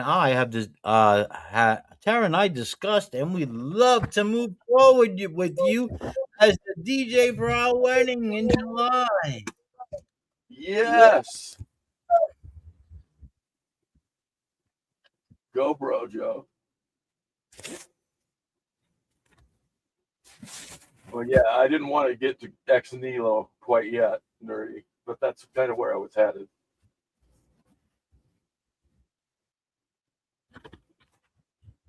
Oh, you were headed Nothing somewhere. from nothing leaves nothing. You gotta have something if you want to believe. But if you want to believe in me, right? Be or live with with me. me. If you want to Be with me. Be with me. If you want to be with me. If you want to be with me. Nothing from nothing, leave nothing. And wasn't I just talking about a train ride, and I get an advertisement from AAA about experiencing the Canyon Spirit, North America's most beautiful scenery. AI, buddy. AI, not AI. Yeah, there you go. Somebody's listening in. No, it was mailed, so. Oh, okay. Yeah, it was mailed, so it was already got here. Yeah. That's how powerful AI is. It wouldn't surprise me. Wouldn't surprise me if they could deliver something in 20 minutes. They need, if they wanted this out, they print it out. It's right near the post or whatever. They have something they can. The freak with his. He gives more quotes from the Quran than the Bible. Originator of the heavens and the earth. So where did all the stuff of the heavens and the earth come from? Oh boy, here we go. Who are you asking? DeFreak. Oh, he's not here. Okay. Yeah, because I don't believe in creation ex nihilo. Yeah, I mean. So do you believe everything is God? No. Not in that sense. Where did anything that's not God come from? From God. Yeah, but we can point to them. Then it already is God. No, not in my view. Oh, okay. When a mother has a baby, is the baby the mother? But where was the stuff for the baby? Wait, let DT ponder that and answer it, please. Oh God. No. Well, think of that analogy and apply it to God. Thank you. Welcome to my form of panentheism. So God has a mother? Thank you. God has a mother? Do you think analogies are literal? You said apply it to the analogy. Your words, not mine, bro. Well, your analogy is real to you. I said apply it to the analogy. The mother having a baby, that's an analogy. Do you not understand? You don't get it? God is either analogously. The important part is you don't call the baby is not the mother. The baby is not the mother. God is either analogously. Analogously. We should go back to my statement. I'm sorry, and bro. realize Just that let him go. what comes from God is not God. Go ahead. So God is a woman. Analogously, God is either the mother or the baby. You pick. So the lesson here, people, anyone listening, is don't use analogies in front of stupid people. So God female?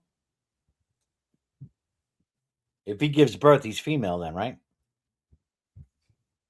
Are analogies literal?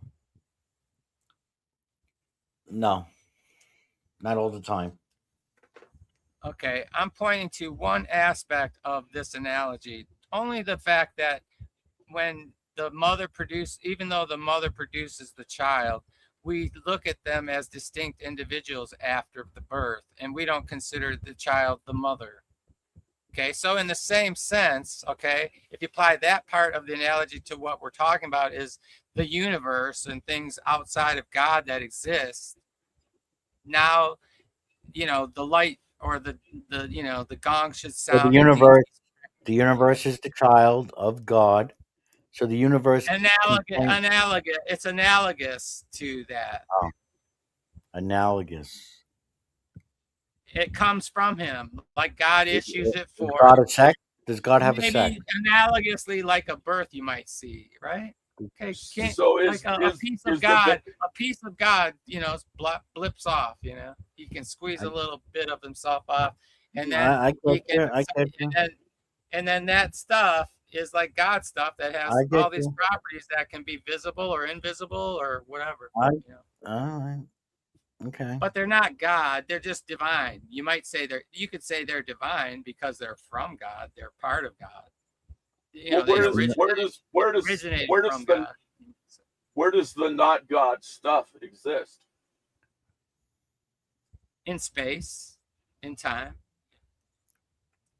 Space and time. Along with God, where God exists. Okay, so where did the space and time come from? That's not God. I'm not sure there was ever a time where the space God is located in did not ever not exist. I don't know that there was ever what you'd say. Well, you just said there was stuff that was not God, right? Yeah. Where did that stuff come from? There's only one obvious answer. Yeah. And I said all things are from God, on my view. So all things are from God, even the stuff that's not from God. No, there is nothing that's not from God. So, but there is God. There's God, and then what else exists is from God or of God. There's God. Origin and is there's God. Not God stuff somewhere. No, I would say there's God stuff all over the place. So there's not But God. But you're the one who mentioned the not God stuff. That's what we're talking about. Yeah, where's that from? You mentioned stuff that's not from God. Yeah. No, I didn't. My view is all things are from God. No, you said that. I think I responded back to you. No.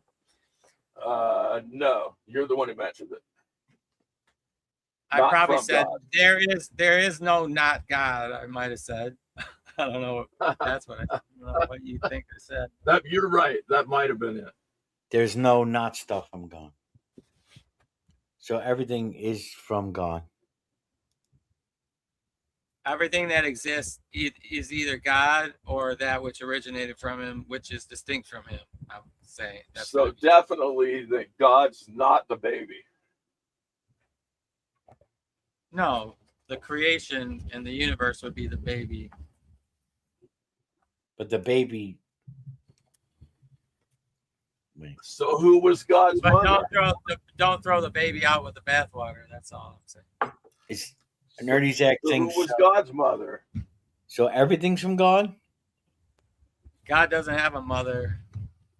Oh, he does. God's mother is of God. Are about you God? referring to Mary? No. That's God's wife.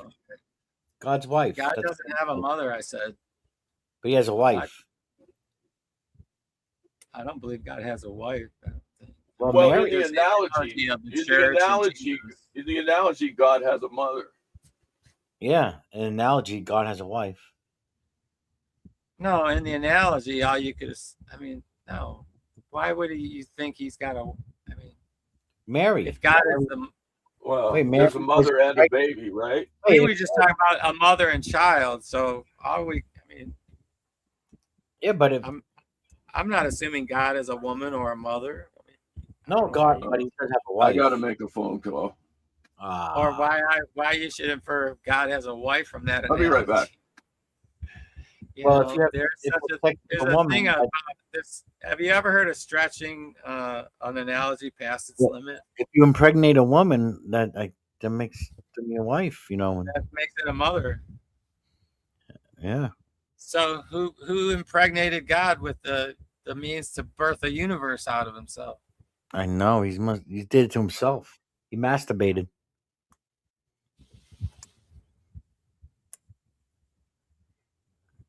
Yeah. Well, I just don't believe that he went poof and things out of nothing came into being. That's just that don't make sense to me.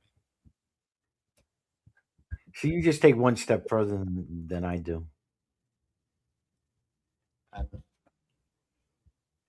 Because I think everything is divine. There's nothing coming from anything. It just always was. And everything's an emerging property of something that always was, and that be God. Or if you want to call God the source, the ground of all being, whatever name you want to give it. I think origin is the origin of whatever exists is fine, and then things, progressed. Yeah. I mean, I'm just saying, I believe I believe this. I came to this view because of the Bible and my study of it and what different people said when they seem to address this kind of issue. Some of it has to do with the image of God and how Jesus is the image of God. Thinking about what that means in my view, and how Adam and Eve seemed to be, the story is obvious. They were made out of clay.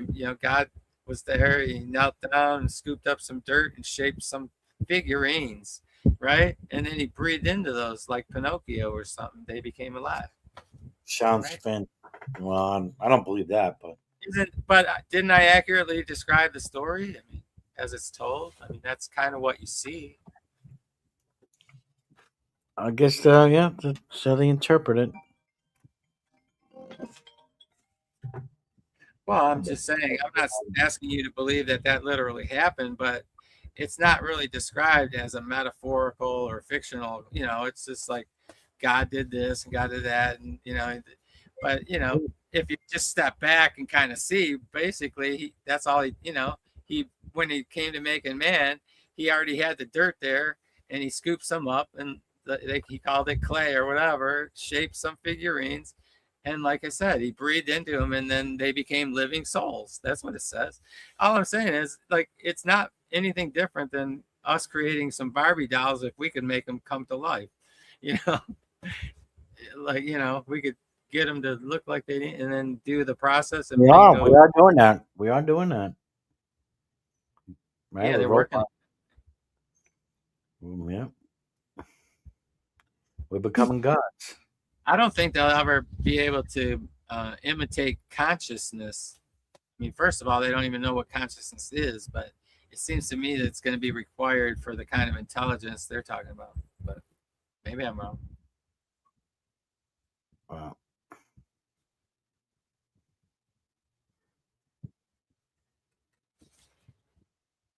Direct sun into my camera.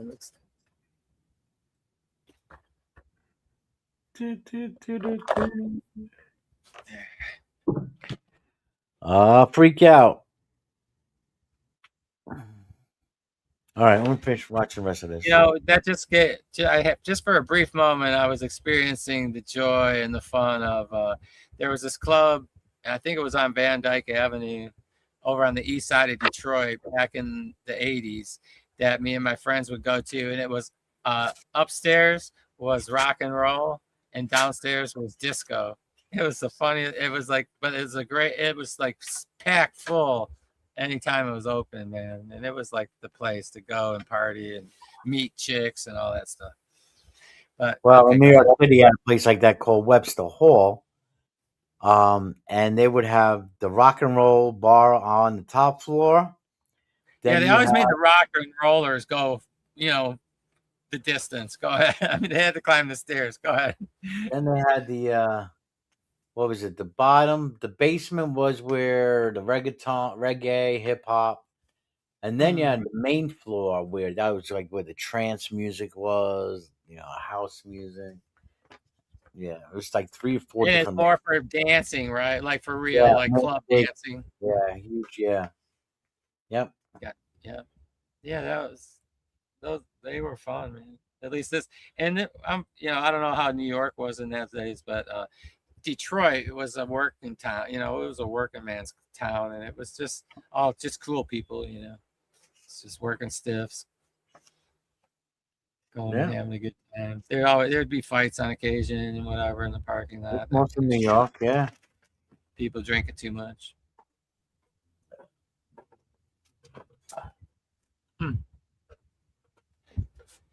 Man, what a pity that the fucking table, how the table we've set for these kids today, though, or that we've seemed to set for them. I think it sucks. I mean, I can see it. Like, I wouldn't want to, like, I'm glad I grew up when I did, and it's pitiful for the kids growing up in, like, the conditions of home ownership, job availability, how being able to make some bank. I mean, there's always some people that are smart enough to figure it out and just do it, they'll get by, It's always a way to get, if you think about it, or if you get a break or whatever, there's, you get through the hard times,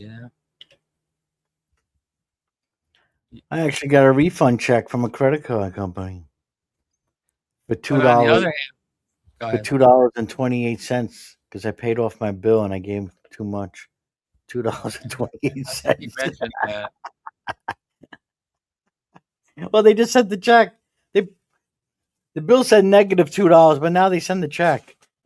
That's cool. You spend I don't know how much to send me the $2 check. You can just wait till I freaking charge something.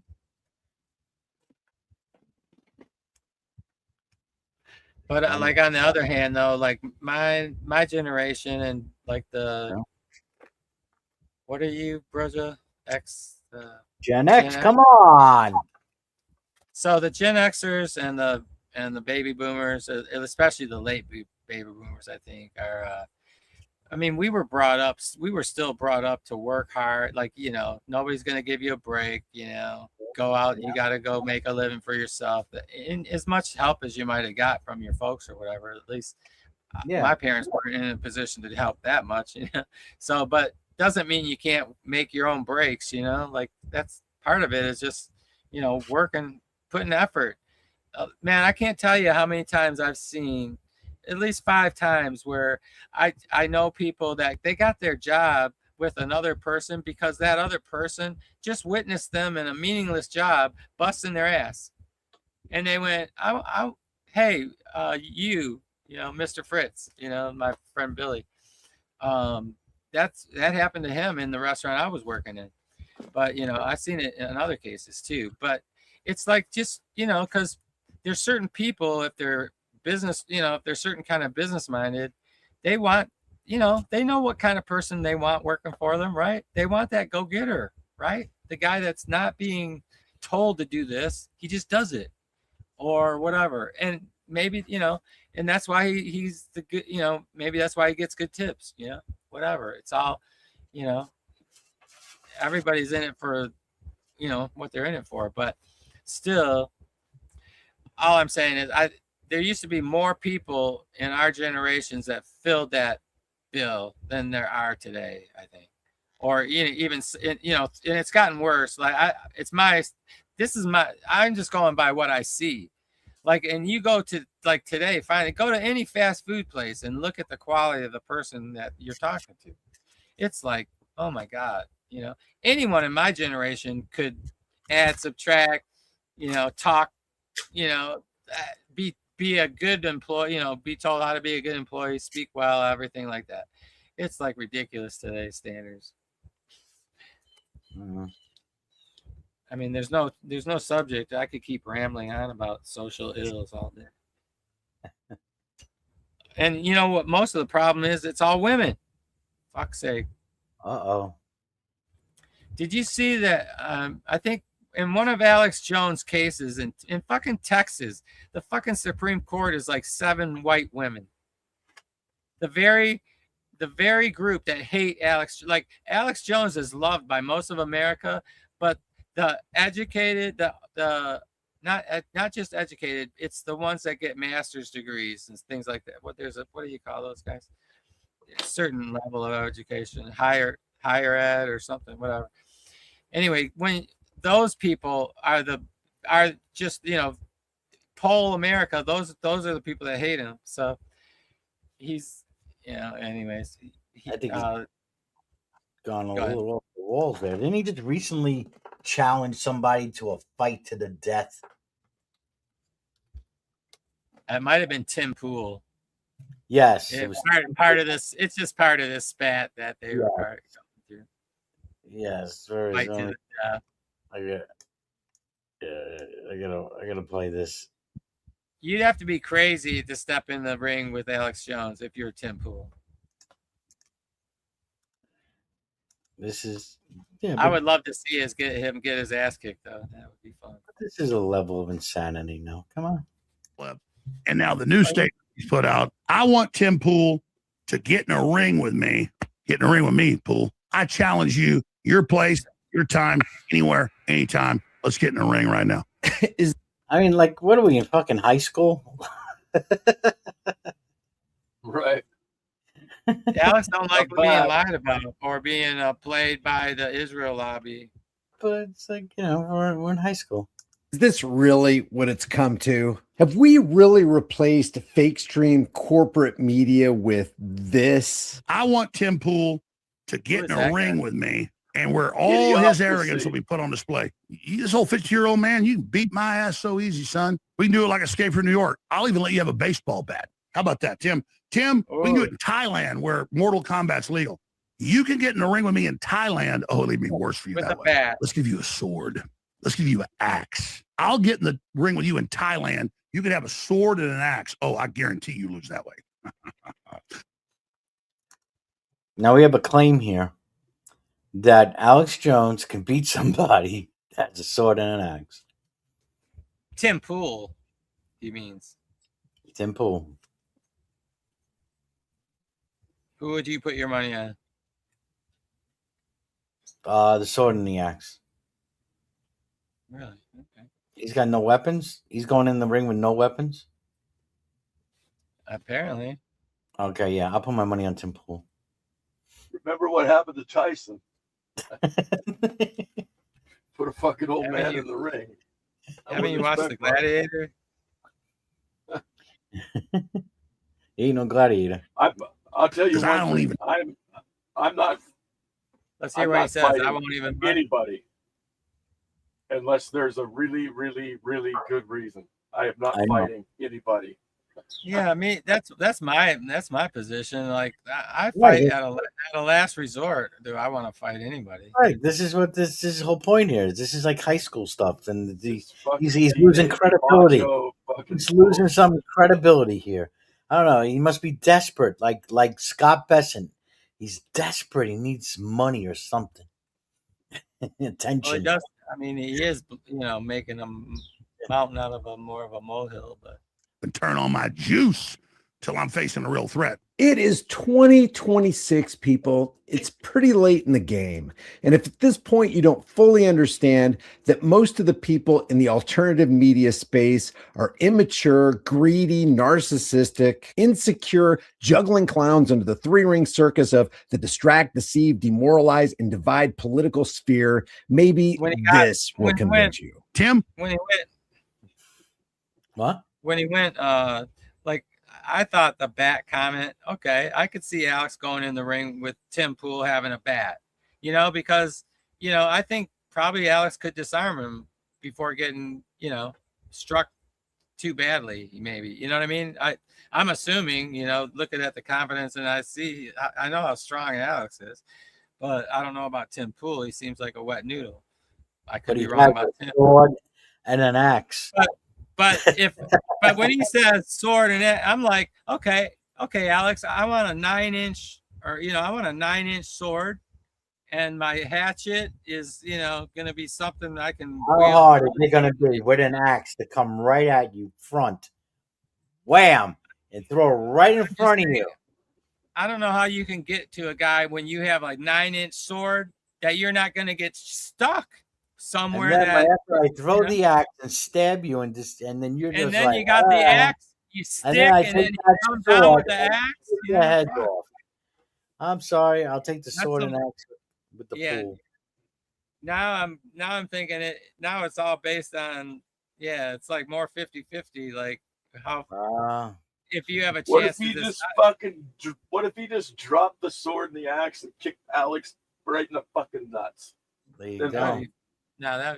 Now, if it's a fucking 20 or 30 pound sword, fucking 5 foot long, that's unwieldy, that's not even an advantage to have in a cage. See what this out there. This is your moment of truth. Your testicles that never dropped can actually drop now. You can have testicles. You can be a real boy. You can get in the ring with Alex Jones and prove your power. In fact, you don't need a battle axe. You can have a skateboard. Try to beat me with that. Tim Pool claims he wants to debate Alex Jones on the topic of Israel. And in Hollywood entertainment fashion, Alex Jones responds with physical violence. All right, let's just take this nonsense from the top and we'll make some comments. I don't want to listen to this guy. Yeah, well, I'm done with the rest of it. I just wanted to show you a little bit of Alex Jones. His latest antics. Fucking Alex off his meds again. Do you want to go back to Ted the Atheist? No. Did we get back to the adoption? The adoption? No. Oh, I know what I wanted to say. Let's see if I can think of that word again. Oh, yeah. So, Brojo, I wanted to respond to your claims earlier about, I don't know, your response to my belief in miracles or whatever. I forget exactly what the point you were, but I was going to, the word I couldn't think of was incredulity. So I should have said, your incredulity is not an argument, Brojo. Okay. And that's what this guy's doing. Like, because he basically it boils down to the incredulity of the fact that this author is writing about a talking donkey, and that's too crazy to take this author seriously, right? Mm-hmm. That's his view, right? But that's in the world that we live in, and the argument, that he has, he would have to refute that with some evidence, right? Well, the evidence is in the world that we live in, donkeys don't talk. Right. No, we live in the same world that the biblical authors were writing about. So how can you make that claim? We live in it's the same now as it was then. Well, I'm saying we live in the same world that they lived in and wrote about. I'm saying you say we live in a different world. I think we live in a much different world. I don't know what you mean by that. Same Earth, different Well, world. we have science, we have Of course, air travel, mankind, we have the humanity has internet. evolved, and things. Right. Right. And we've But, explored much of the Earth, and I don't know if we ever came across a talking donkey in Just 2000. one. In But 2,000 the years. question is, Doesn't mean there wasn't one. That doesn't mean there wasn't one. Okay. Well, then that's true, but that does. I mean, it could be the case that God never ran into a situation where he needed an animal to talk to Right. demonstrate something to somebody. It could be that way. God can Well, do I anything. believe God did special miracles for signs for the people that he did them for, and I don't believe that you believe that. he's interested. I don't believe he has an interest in giving a sign to everyone that asks for one. Is there anything that God can't do? Well, the Bible talks about certain things God can't do, like, or at least things that God doesn't do.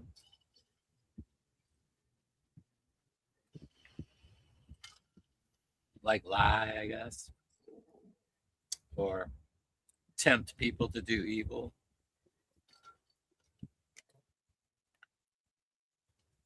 Sending lying spirits doesn't count? No, that's a loophole.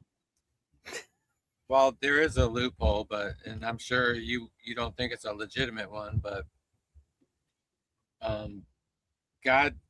I believe God takes certain liberties when he's judging someone or has already judged them and is relaying punishment. So I do distinguish between acts of punishment and judgment between, from his normal posture towards any human being. Yeah. What does that have to do with lying? Well, I don't know what it has to do with lying, but I was suggesting it might have something to do with the story where this lying spirit volunteers to go partake in the judgment of this king that God has decided he wants to judge.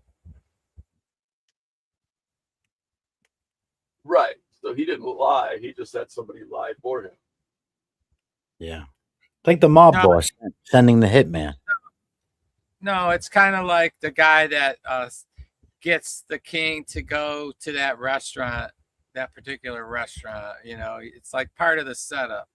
Something like that. But it's all part of. It's all part of God. It's. He wants to bring judgment against this guy, so I guess he's not worried about misleading him in some way, maybe, or something. Well, if he has to lie to do that, then that's okay because he's no, God. Well, it's not really that. Where did God lie in the story again? He didn't. He sent the deceiving spirit. Right. So maybe, but see, people assign lying to God though, that you were just doing. Except, some like. No, maybe, I didn't say that. I didn't say that. No, you were arguing. I assigned the lying to the DV to the spirit.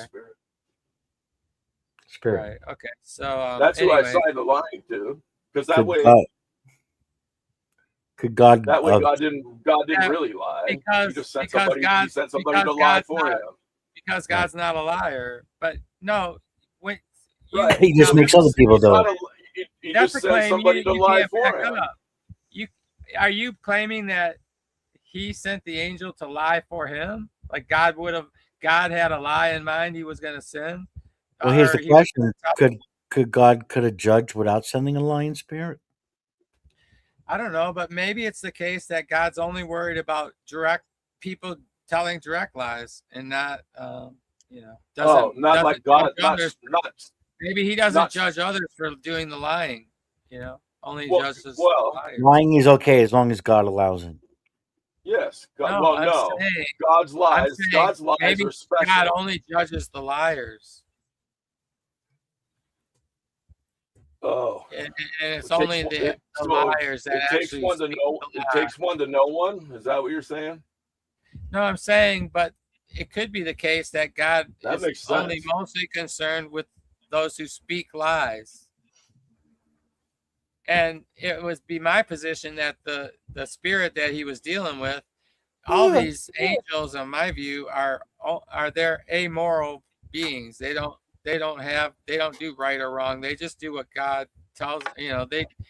They're not, in my view, they don't have free will. They just, they're part of the testing squad that God wants to use whenever he needs them to do some evil shit or, torment somebody or something like that. Can So, God and then lie to himself? God is he's just gonna get rid of them at the end when he's, because he wants humanity tested. So how is God going to test humanity? Okay, he's going to get the, he's going to He's not going to lie to him. He's going to have these elect and non-elect angels that he's going to use to test humanity in certain ways. And if one of these demons comes up with an idea that he thinks might be successful, why should God stop him? He's not about people, Why is he testing them? What's he testing for? Is this to like see whether they'll some be sort of, whether they'll remain faithful to God or not, I believe. so this is kind of like God's doing like a sociological experiment? Well, my view is God created the world of human beings so that he could have loving relationships and fulfilled relationships, mutually fulfilling relationships with them the way they were designed, to be. Now, What did he create it out of? in the story, out of clay, and then he breathed into it. Where did he get the clay from? I believe that came from himself. I believe it's divine stuff. Divine stuff? Mm-hmm.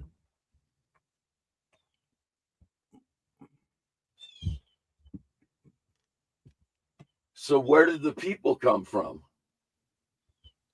Divine stuff. Once God breathed into them and they became living souls, they were able to procreate. But what did he breathe? What did he breathe into? Where's he getting all this stuff from?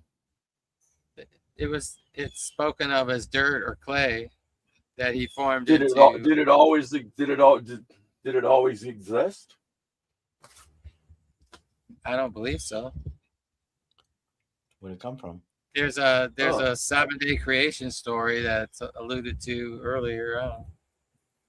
Where'd it come from? So where was all the stuff before the 7 day? Where was all the stuff before the 7 days? I really can't explain except that it seems to be created material when because it says the earth was void and without form, and then created out of what? It seems to be in that state when the book begins, So I can't speak of the origins of the universe, only that it's God's stuff. I don't know when it formed.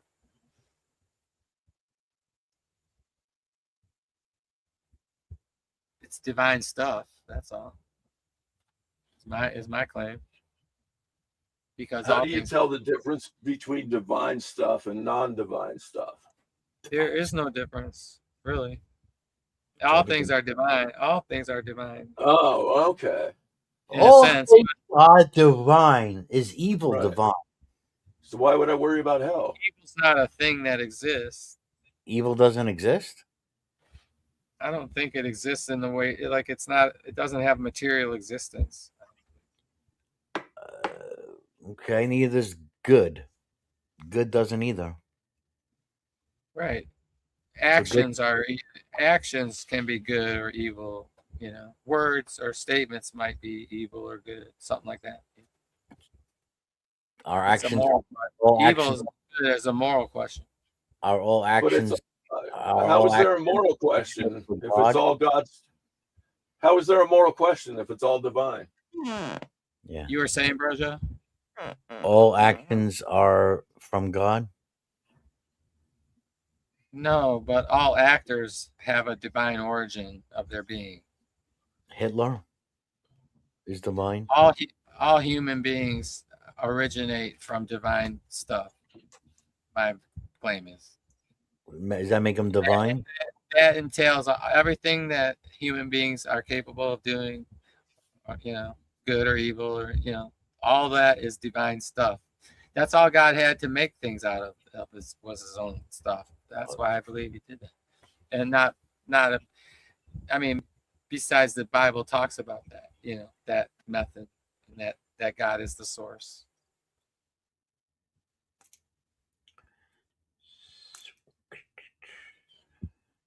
All righty. But, you know, things that are created remain distinct from God in the sense that they're created divine stuff, not uncreated divine stuff, you might say.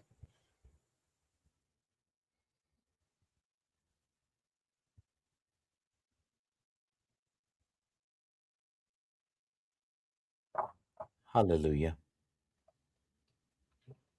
All right, we're up at 4 hours. I'm gonna take a break. Maybe I'll do a hang in an hour or two. I gotta get up and walk around a little bit. We go walk the dog then. Get some sunshine. Yeah.